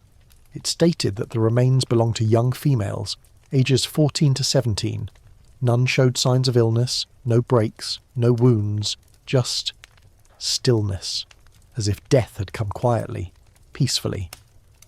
But then there was this note, buried deep in the appendix. Unusual ossification in ear bones, possible sign of extended exposure to sound frequencies outside normal range, further analysis required. To the average reader, it meant nothing. To sound researchers, it was startling. Prolonged exposure to certain frequencies can, in rare cases, leave subtle traces on the body. Could the ritual songs, the endless humming, the enclosed echoes, have left a literal mark? Could the final act of the 100 have not just transcended metaphor, but etched itself into bone? We'll never know for sure. The tomb remains closed now, preserved under layers of lore and superstition. Access is restricted. The sunken paths to its gates are overgrown, the sentries replaced by fences and cameras. But still, people come. They leave tokens, white cloth, small jars of honey, bits of blue silk. They sing softly. Always the same tune. It isn't quite a hymn, not exactly a lullaby. It's more like a memory, humming through time. And when they walk away, they do so slowly, listening. Not for footsteps behind them, but for the breath. Still caught in stone, still echoing. History loves patterns. When one ruler digs a tomb with 20 servants, the next demands 50. When one nation sends 3 wives to the flames, another sends 6. Across continents, across centuries, the practice of royal sacrifice has echoed with dreadful regularity, and once you begin to look for it, it's impossible to unsee. The king with the 100 virgins, though perhaps the most theatrical, was not alone in his cruelty. He was simply a part of a much wider, more unsettling trend. Kings who refused to face the afterlife alone. Let's start with China. In the Shang dynasty, roughly 3,000 years ago, kings were buried with chariots, horses, weapons, and people. Lots of people. Archaeological digs at sites like Yinshu revealed mass graves around royal tombs, attendants, warriors, concubines. Some were bound, some bore signs of strangulation. One grave held dozens of young women, their skeletons arranged in symmetrical rows, as if laid carefully for inspection. Scholars believe they were sacrificed during the king's funeral, meant to serve him in the next life. Sound familiar? And this wasn't a one-time event. The practice continued, though it shifted in style. Later dynasties opted for symbolic terracotta figures, clay soldiers, carved attendants, to avoid the moral awkwardness of live burial. But make no mistake, the desire hadn't changed, just the method. Clay instead of flesh. Silence still required.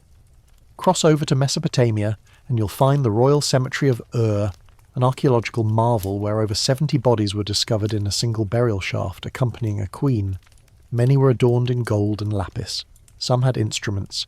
A few still clutched cups near their mouths, suggesting poison. Then there's ancient Egypt, often romanticised for its pyramids and cat mummies.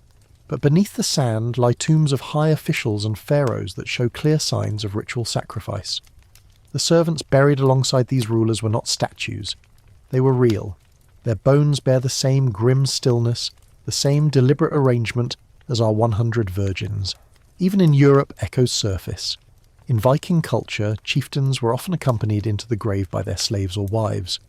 One infamous account by Ahmad ibn Fadlan, a 10th century Arab traveller, details a ritual in which a young woman, chosen to accompany a Norse lord, was given alcohol, paraded, and eventually killed in a ceremony meant to ensure her presence in the afterlife.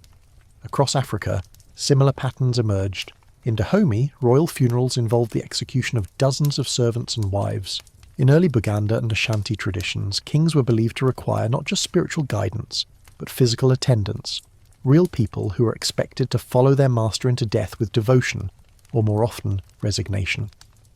And in the Americas, among the Maya and the Moche of Peru, evidence shows that elite burials often included human sacrifice. Virgins, warriors, children, all woven into the narrative of power, legacy, and spiritual continuation. It's a global chorus, a grim hymn sung across centuries. The reasons vary. Some believed the dead needed help navigating the afterlife. Others thought the presence of attendants would elevate the ruler's status among the gods. A few insisted that sacrifice protected the living, that spilling blood at a funeral sealed away bad spirits or sealed in good luck. But beneath every justification lies the same dark seed, the belief that a ruler's needs outweigh a life, especially the life of a girl, and especially if that girl is voiceless in the record. Because here's the common thread. In almost every case, those sacrificed are women, young, untouched, labelled as pure, as if their silence made them perfect tokens, as if their lack of history made them perfect footnotes. The king we've been following didn't invent this. He perfected it. He took an existing tradition and scaled it, staged it, glorified it. He built a tomb not just to house his body, but to broadcast his myth. And in doing so, he made the sacrifice into a spectacle. We still don't know what he believed would happen. That the girls would sing him into heaven, that their breath would form a bridge between this world and the next, that their purity would cleanse his sins. Or maybe he didn't believe anything. Maybe it was just control. The final flex of a man who shaped an empire in his image and wanted that image to last forever. Modern scholars debate this endlessly. One camp insists he was deeply spiritual, a zealot whose ego was tangled in theology. They point to the tomb symbology, the astrological precision, the layers of ritual. To them, he was less monster, more misguided prophet. The other camp disagrees. They call him a narcissist, a manipulator, a tyrant who weaponized ritual to cloak sadism in sacred robes. Still others try to reconcile both. a man who believed utterly in his divinity and used that belief to justify anything. Historians still argue whether his rule was glorious or grotesque, whether his kingdom flourished or simply endured. But no one argues this. His funeral changed everything, not just for his people, but for the wider world. You see, his story spread. Traders carried whispers of the 100 virgins along spice routes and river paths. Sailors sang ballads that blended horror and awe. Even rival kings, threatened, intrigued, began modifying their own burial customs in response. One foreign monarch reportedly demanded 50 young boys for his tomb to balance the Stone King's daughters. Another issued a decree forbidding live burial forever, lest we fall into the madness of the one whose name breathes still. His legend, distorted through time and distance, became both cautionary tale and secret envy. And through it all, the girls remained unnamed, until recently. A movement has begun, quiet but persistent, to restore their humanity. It started with historians, then artists, then descendants. Yes, descendants.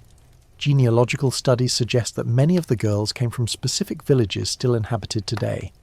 Bloodlines that survived through sisters, cousins, untaken daughters. These communities have begun gathering stories, inventing names where none were preserved, writing songs, poems, even digital monuments. One project, titled 100 Names, invites people from around the world to submit names, real or invented, to honour the unnamed. Each name is etched onto a digital mosaic, an ever-growing tribute to those lost in silence. Another initiative, Brides No More, collects artwork inspired by the legend. Paintings, sculptures, embroidered cloths, short films, all share a common theme: transformation. The girls are not shown as victims, but as forces, as winds that sing, as stars that remember.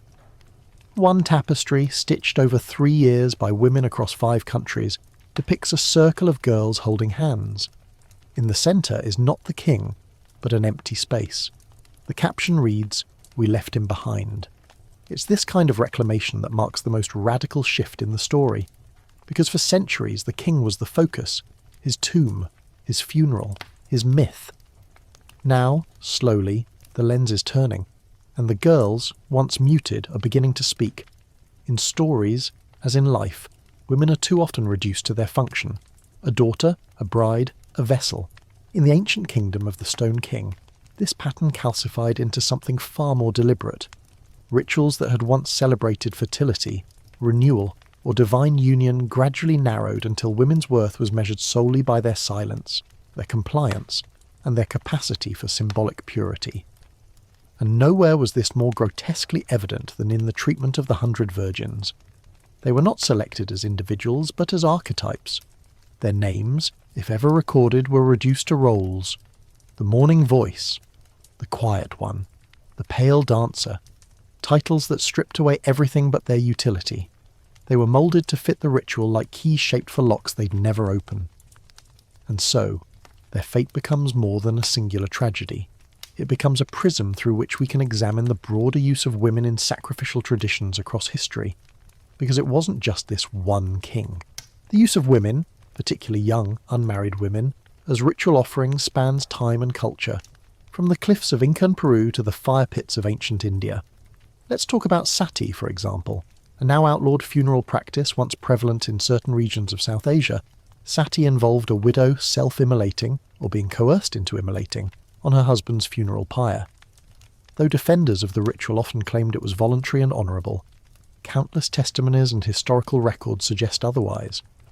Many women were drugged, forced, or emotionally manipulated by families and communities that viewed their survival as shameful. The idea? A wife's life ended with her husband's. Her identity had no future outside his memory. Her devotion was measured by her disappearance. Similar ideologies appear in ancient China, where widows were discouraged, sometimes forbidden, from remarrying. Some were even buried with their dead husbands, alive. These chaste widows were praised in poetry and moralist texts, held up as paragons of loyalty. The assumption behind these practices is chillingly consistent, that a woman's highest virtue is her sacrifice. And sacrifice, once ritualized, becomes disturbingly palatable. It hides behind flowers, behind hymns, behind incense smoke and painted walls. It wears the robes of duty and smells like sanctity. Even in cultures where human sacrifice was rare, women's bodies were frequently treated as offerings in other ways, traded in marriage alliances, locked in towers as pure daughters, or exiled for menstruating, bearing daughters, or failing to produce heirs. It wasn't always blood spilled in a tomb. Sometimes the sacrifice was slower, quieter. A life narrowed until the girl inside disappeared. Not in death, but in obedience. The 100 virgins were simply the most concentrated form of a much older formula. Take her, make her pure, make her quiet, and let her vanish for someone else's glory. But it's important to understand how these rituals were justified, not just culturally, but cosmically. Because these societies didn't see sacrifice as cruel, they saw it as necessary. To them, the universe was a delicate balance. Life and death, chaos and order, sun and moon, all in tension. Rulers weren't just political figures, they were pivot points in the cosmic scale. Their deaths threatened to tip that balance, and so, the living, especially the pure, had to be given up to steady the world. 1 virgin might calm a storm, 10 might ensure a good harvest. 100, that might just carry a king into the stars, or so they said. And it's easy to shake our heads now, to scoff from our modern vantage point, to dismiss it all as archaic superstition. But ritual is a clever thing. It doesn't vanish. It evolves. Consider how women's pain is still romanticised in modern storytelling, the tragic heroine, the noble martyr, the girl who dies to give a man purpose, the woman's sacrifice to elevate a plot. The tropes persist, the structures persist, and in some cultures so do the rituals, though reshaped into legal frameworks, social pressures, unspoken rules. In this light, the Stone King's tomb isn't just a monument to ancient cruelty, it's a mirror, a way of asking how far we've really come, and more importantly, how much of that silent architecture we still carry. But there's another side to this coin, a resistance woven through the ages, because women did not always go willingly. They wrote, they fought, they hid daughters, they spoke in code, in lullabies, in songs meant to slip past the censors. There are records of mothers dressing their daughters as boys to save them from the drawing, of women who posed as priestesses to infiltrate the tomb's planning chambers and sabotage the blueprints. There's even a persistent legend of the 101st, a girl who was not chosen but followed, who entered the tomb in disguise, not to join but to bear witness. Some versions say she survived, that she crawled out years later, hair white, eyes blind, clutching a shard of obsidian etched with names. Others say she never left but haunts the tomb, not as a ghost but as memory itself. The point isn't whether she was real, the point is that the people needed her to be. Because in every story of sacrifice there is a counter-story of defiance. However small, however silenced, it survives. Sometimes in a song, sometimes in a hidden mural, sometimes in the fact that we are still talking about it, still remembering, still asking questions. And that is why modern scholars, especially women, have fought so hard to shift the lens, to stop seeing the 100 girls as accessories to the king's death and start seeing them as the centre of the story, to name them, to give them back their humanity. One research initiative, titled Voices Unburied, has gone so far as to reconstruct the potential identities of some of the girls using genetic data from grave goods and oral history. It's speculative, yes, but powerful. They've built profiles. Ayla, the daughter of a potter, known for her painted fingernails and habit of climbing rooftops. Cassera, who once sold apricots in the summer market and loved riddles. Luma, a girl with a crooked tooth and a gift for mimicry. They weren't symbols, they were people, and reclaiming them, even imperfectly, is an act of resistance against the machine that buried them. Because once you remember their faces, the story shifts.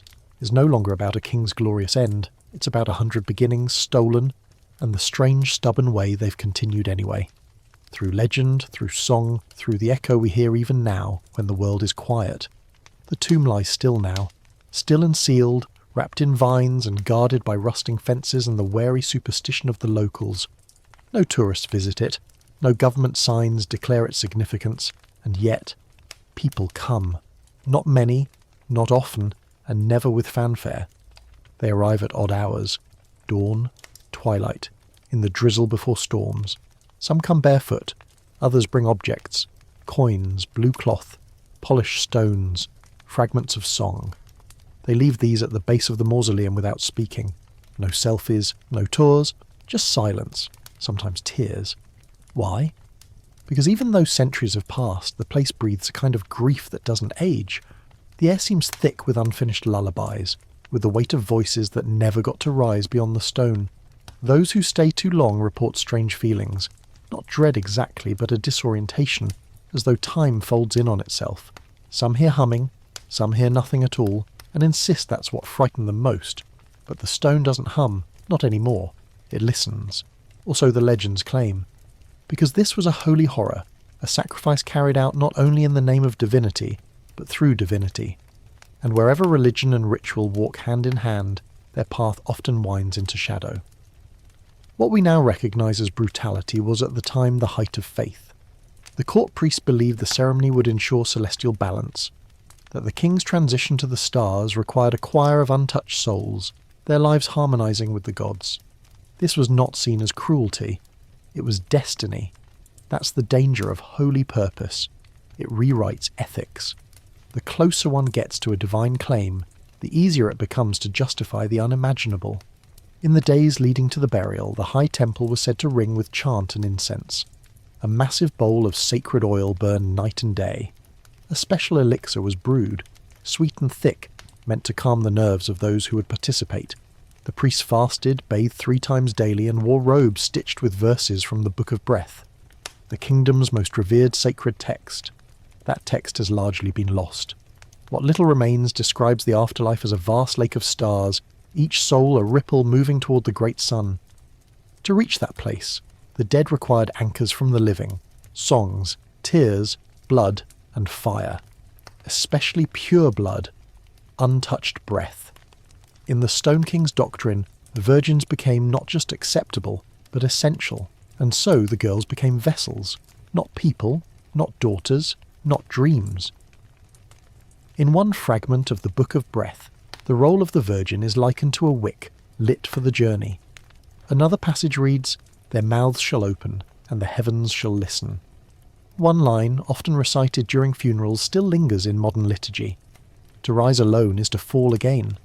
But with the innocent wind beneath you, flight becomes fire. The metaphors are poetic, beautiful even. That's what makes them so chilling. Because faith doesn't require consent.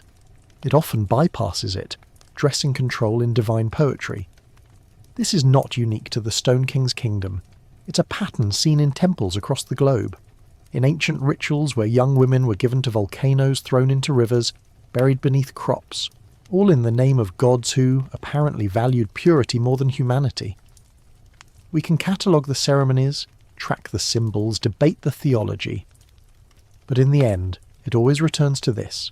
A girl is asked to disappear, not for crime, not for shame, for holiness, and if she hesitates, the priest will hold her hand, the crowd will cheer, the stone will open, and the scriptures will call her blessed. We now know that many of the 100 virgins were not chosen with joy, that several came from rebellious families, punished under the guise of sacred duty, that some were daughters of political enemies, offered as peace. A few, it seems, volunteered, or believed they did, under the pressure of prophecy, family pride, and centuries of stories that praise the obedient. It's hard to say which is more tragic, the girl dragged to the tomb in tears, or the one who stepped inside thinking it a crown. That's the real power of holy horror. It doesn't just take life, it convinces the victim to give it freely. And yet, within that horror, there were moments of defiance. We know this from carvings, from scraps of verse etched into the tomb walls by hands far too small and precise to belong to the builders. One reads, "My name is the wind, try to hold me." Another, "I carry no king, I carry myself." These are not lines from prayer books. They are the breath of resistance. One particularly fascinating artifact, a broken shard of obsidian found in the 3rd chamber, was discovered with tiny characters scratched into its surface. Not poetic, not prayerful, just 3 words, repeated in a spiral. "I am here." Some scholars believe it was etched by one of the girls, either before entombment or during. Others think it was a later addition, made by an intruder or a later mourner. But the fact that it exists, hidden and deliberate, says everything. In the very heart of sacred horror, someone refused to be forgotten. And now, centuries later, that whisper outlasts the chorus. Modern rituals, drawn from the echoes of the past, now attempt to reverse what was done. Each year, in the village closest to the tomb, a vigil is held. 100 women gather, not to mourn, but to speak. Each reads aloud a name, real or imagined, meant to honour those lost in the silence. They wear blue, they do not kneel, and as dawn breaks, they release 100 paper lanterns into the sky, not to carry souls upward, but to remind the living that light can rise without sacrifice. This reclamation has stirred controversy. Religious conservatives argue that the tomb should remain untouched, that the ritual was sacred, that those who alter its legacy are desecrating history. But others push back, because to tell the truth of a holy horror isn't desecration, it's absolution. It's breath returning to places long sealed. The poet Halia Seret, who lost her own daughter in a modern tragedy, once wrote of the virgins, "They did not burn, but they vanished. Not in fire, in forgetting. So I speak them back, one syllable at a time, and truly, that is what all of this comes down to, speaking them back.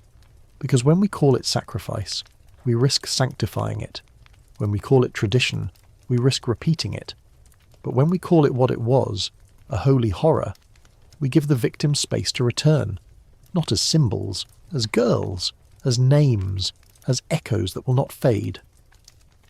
By now, the legend of the 100 virgins has travelled far beyond the boundaries of the Old Kingdom. It has been reshaped, refracted, repeated, told as a tragedy, a fable, a cautionary tale, and, perhaps most dangerously, a romantic epic. Because no myth, no matter how cruel its roots, remains immune to reinvention. Some see the story as poetic, a divine love affair between king and cosmos, sealed with the breath of 100 pure voices. Artists paint it in soft tones, with draped silk and starlight. Stage plays render the girls as willing, radiant maidens, singing as they descend into glory. Others tell it with horror, the grim silence, the suffocating stone, the betrayal of families and faith alike.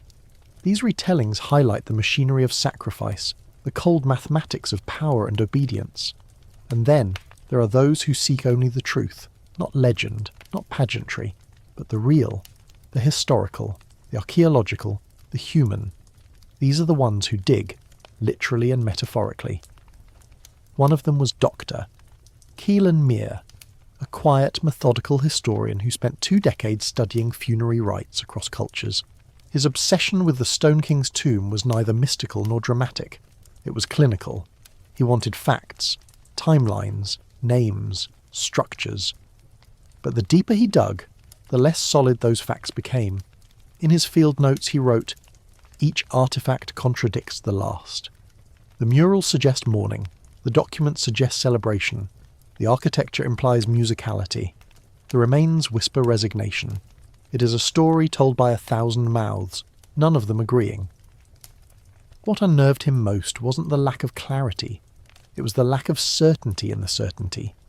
How could so many records be so carefully preserved, and yet the truth feels so slippery? He theorized that the burial was never meant to be understood. That confusion was part of the design, because ambiguity is powerful. It lets those in power shape a story anew each time it is retold. In one version, the king is noble, in another, monstrous. In one, the girls are heroines, in another, lambs. In some, the tomb hums with beauty, in others it screams. But the centre of the story, the cold, irrefutable act, remains untouched. A king was buried with 100 girls, alive, and no matter how you decorate that fact, no matter how you score it with music or drape it in metaphor, the truth sits there, heavy, immutable. Dr. Meir came to believe that the tomb was not a monument to greatness, but to silence, that it was designed less to honour the dead than to suppress the living. Not just the girls, but the ones who remembered them, who might one day ask why. In the margins of his last paper, never published but passed among students like contraband, he scribbled a single question. What story do we bury each time we praise the king? That line has since become a rallying cry, because praise in stories is contagious. It sticks to power like perfume, masking everything beneath it. And in the case of the Stone King, praise has been the blanket that warmed generations, even as it smothered the names beneath it. And yet, there is an unease that lingers, even among those who do not believe in ghosts, even among those who believe history is only a record, not a spirit. Because the tomb, even now, refuses to rest. The latest scans of the inner chamber show structural shifts not explained by erosion. Seismic activity in the region is stable. No earthquakes, no landslides. And yet, cracks appear and vanish. Stone moves subtly. Sensors placed in the floor record faint pulses. Rhythms, almost like breathing. Sound engineers have tested for interference. Electrical teams for equipment faults. No explanations satisfy. So the stories begin again.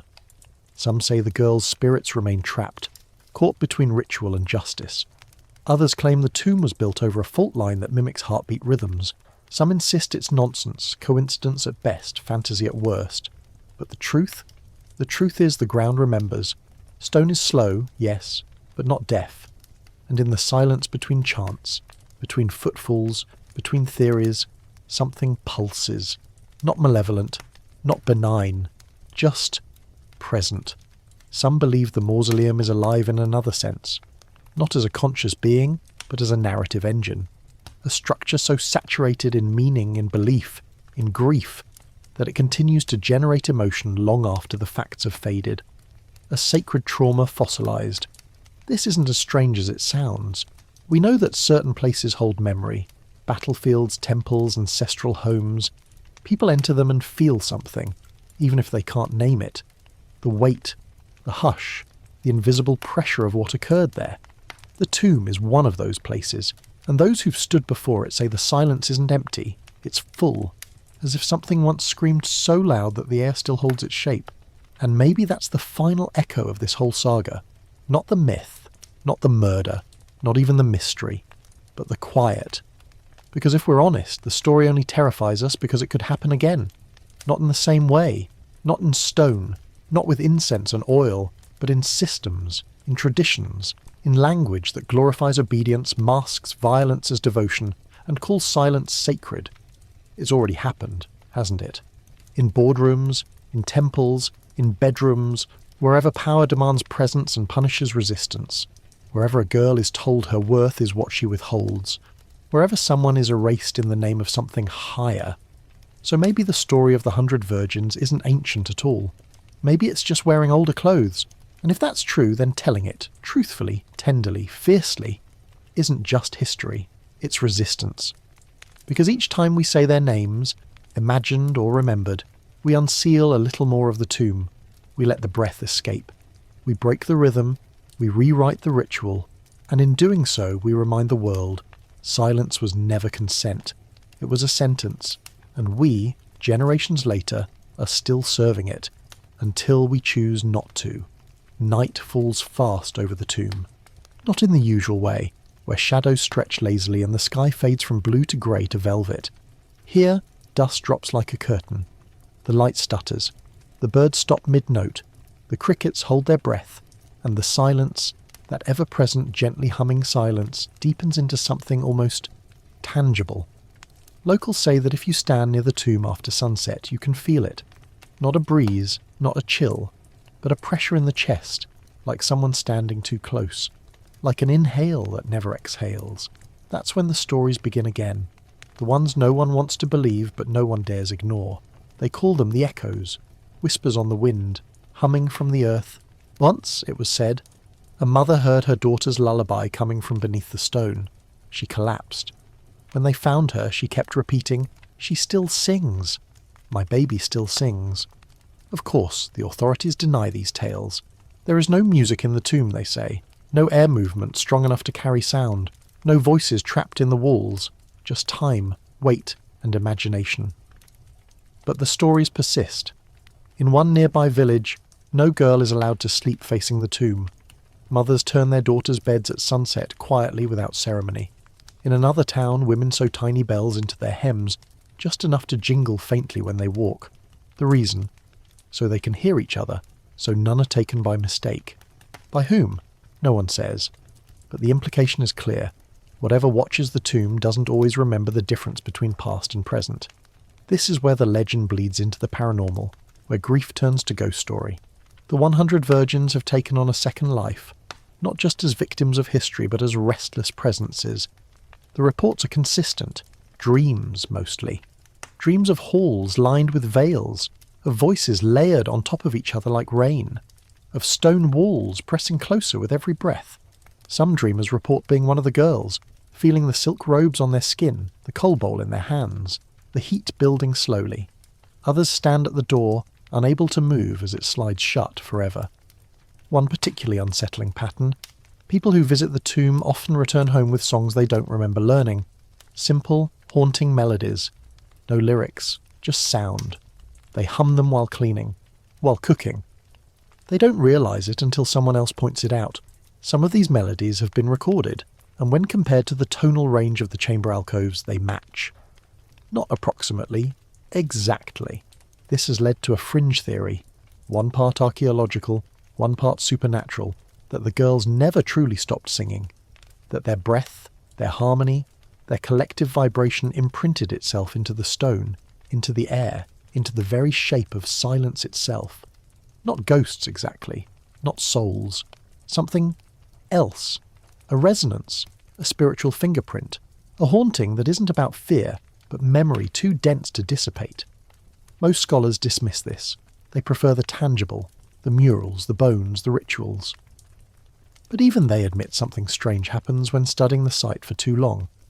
Sound engineers complain of ringing ears after visiting. Linguists lose track of time while transcribing tomb script. One researcher reportedly wept for 2 hours without knowing why. None of this is scientifically verifiable, and yet, the legend of the girls has become, in some ways, stronger than the king's. No one fears him now. They fear them, because their silence has weight. Their story has momentum, and when something buried begins to rise, not in body but in memory, it changes the air around it. Even those who claim to have no belief in spirits lower their voices when passing the tomb, just in case. And what of the tomb itself? It remains sealed, not by ignorance or superstition or law alone, but by choice. Even those who have the tools, the clearance, the funding, seem reluctant to open it fully. Excavation plans are announced, then delayed. Teams are assembled, then quietly disbanded. It's as if the tomb exerts a kind of gravity, pulling everyone close, but never quite allowing entry. One proposal, by a multinational archaeological consortium, aimed to bore a narrow channel into the central chamber to drop sensors inside, not to disturb, just to listen. The plan was halted. Why? Because of a single internal memo. One line. No explanation. It read, "We have heard enough." And perhaps that's true. Perhaps the story doesn't need more excavation. Perhaps the girl's message has already seeped into the bones of history, and the living only need to listen. But others disagree. Some argue that only by fully opening the tomb can we understand it. That the past must be exposed, dissected, interpreted. That truth demands light. But what if the light is the wrong tool? What if some truths hum in darkness, in the space between footsteps, in the hush after a song ends? What if the girls, through their silence, have become guardians, not of a king's memory, but of their own? In recent years, a new tradition has begun. It's not sanctioned. It's not widely advertised. But it grows. Every year, on the anniversary of the king's burial, a gathering forms. Scholars, artists, descendants. They come to the outer ring of the tomb, not the sealed gate, but the open circle of stone where the path ends and the hush begins. They come dressed in blue. They do not chant. They do not speak of the king. They speak only names, some real, some reconstructed, some invented. They say them aloud, one by one, into the dusk, and with each name, a bell is rung. Softly, just once. The bells are handmade, small, varied, fragile. They're not meant to last. Most crack after a few years, but they're remade. Over and over, one name, one bell, one breath. This ritual, known quietly as the echoing, has become more than commemoration. It's become correction. Because if the tomb is a monument to forgotten voices, the echoing is their reply. Not vengeance, not haunting, just presence, refusal to be erased. And perhaps that is the real haunting, not of ghostly figures, but of a story that refused to stay buried, a memory that would not be quiet, a song that continued humming even after the mouths that sang it turned to dust. One visitor, a poet named narrated, described the experience of the echoing in her journal. The silence there is thick, like honey in the lungs, and yet beneath it something moves, not a sound, a weight, as if the air itself remembers, as if each step is noticed, as if the stone still listens, waiting for us to get it right. And that may be the most profound legacy of the 100 Virgins. Not the horror, not the ritual, but the echo, because they were meant to disappear, to dissolve into myth and function, to become a footnote beneath a king's triumph. Instead, they became the myth, and the king, a shadow in their story, a man whose silence, so carefully built, was undone by 100 breaths he tried to bury, and failed. Centuries pass, but myths are stubborn. They curl into the cracks of history, slipping between verified facts and archaeological dust, binding themselves to the bones of the past. And while kings and empires come and go, the stories that stick are the ones whispered in the dark, passed not by decree, but by candlelight. The tale of the Stone King and his 100 virgins is one such story, and like all the best legends, it has evolved. Where once the king was the centre, now he is the caution. Where once the tomb was a monument, now it's a wound. The legend no longer upholds power, it questions it. No longer praises silence, it mourns it. And most importantly, it no longer forgets the girls. It remembers them. Fiercely. In the city of Varnith, a modern hub of research and art, a university lecture hall has been quietly renamed. It's now called the Alcove Room. There are no portraits of rulers on its walls. Instead, 100 engraved tiles form a circle around the ceiling, each with a single word: laughter, sun, dust, question, pause. These aren't names, they're offerings. Words that might have belonged to the lost girls. Words they might have spoken, had history let them. In the hall centre stands a single sculpture. A woman kneeling, her mouth slightly open, not in fear but in song. Her hair is braided with tiny stars. She holds nothing. It's titled Not Taken. Nearby, a digital installation loops a collection of audio samples, soft notes, minor harmonies, fragments of tones collected from visitors who record their own imagined lullabies.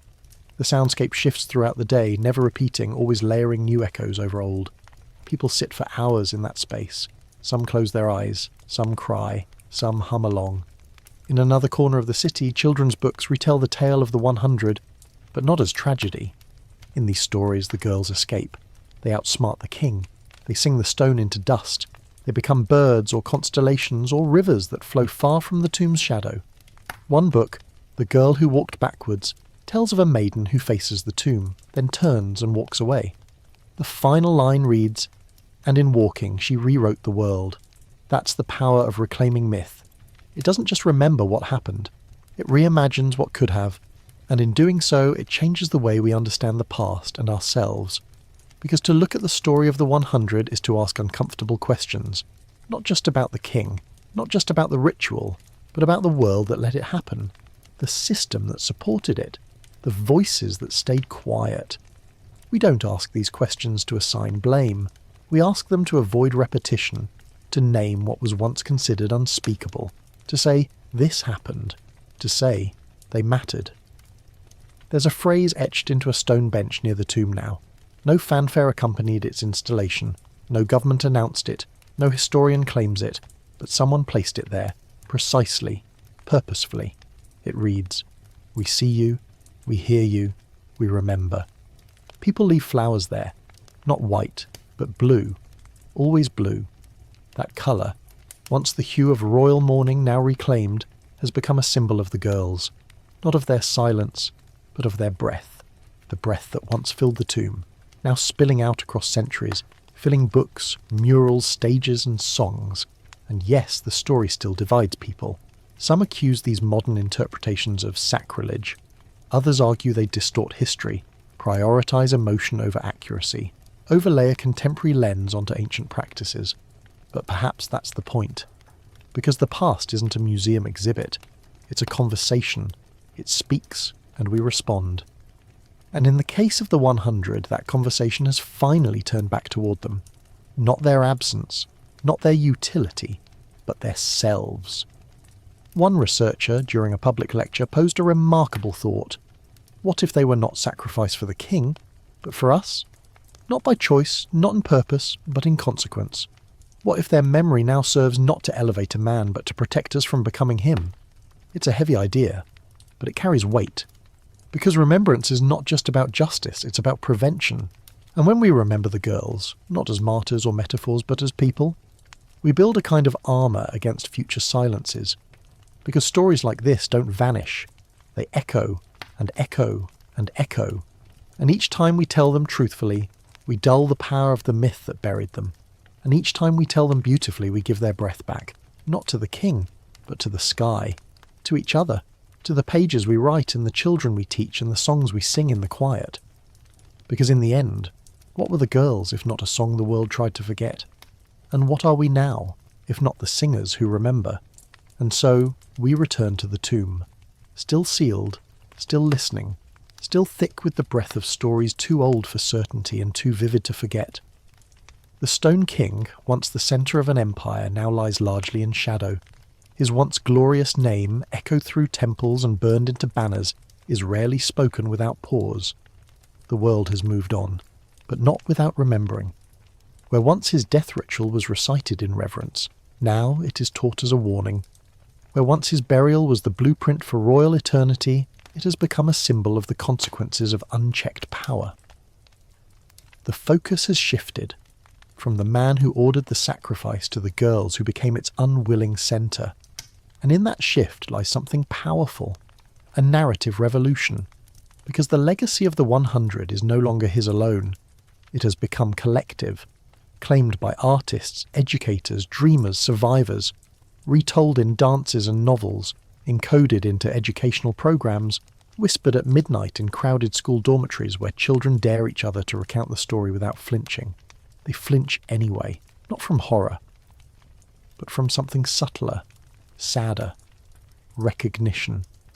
Because in every retelling, new listeners realise the story isn't ancient after all. It's just familiar in a different costume. The names may change, the rituals may evolve, but the silence, the forced, ceremonial, institutional silence, is something every generation learns to recognise too well, and that recognition is what keeps the 100 alive. Today, there are more than 100 names. Not the actual names, of course, those were lost, swallowed by official decrees, temple fires, the forgetful dust of time.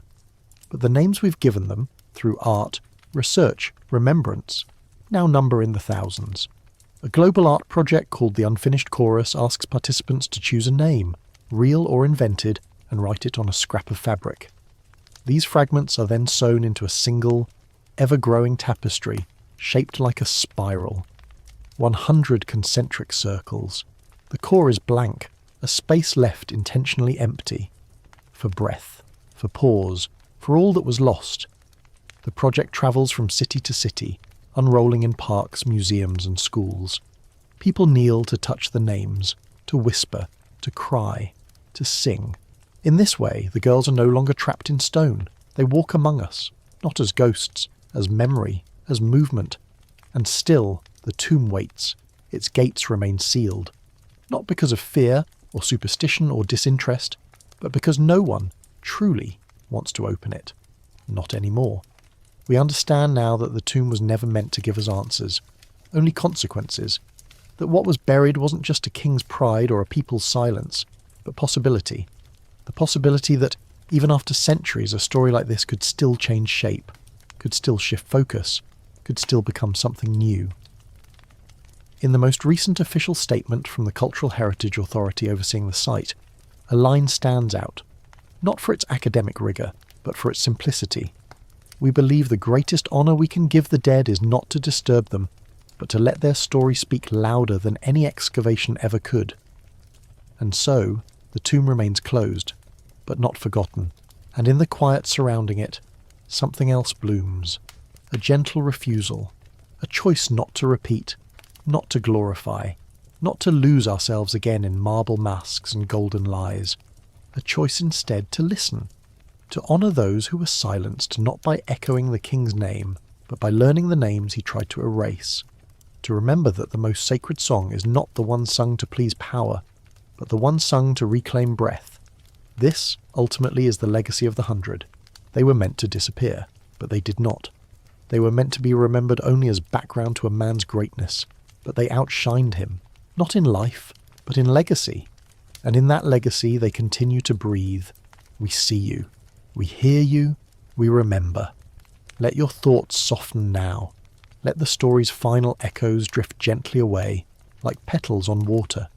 The tomb rests in the dark, not in fear, but in peace. Its breath has passed to us, and now we carry it, not as a burden, but as memory, softly folded into our understanding of the world. The 100 are not lost. They are sung in lullabies, etched in light, passed hand to hand across generations. They walk with us now, not in mourning, but in grace. They are no longer waiting to be remembered. They are simply present. And in the quiet between heartbeats, in the hush between dreams, you can still hear them. Steady, patient, strong. Let that hush guide you now. Let your body soften, your breath deepen. The past cannot be changed, but the way we carry it can. And now, you carry it gently. So rest, dear listener. Sleep. And let the silence hold you, not with weight, but with care.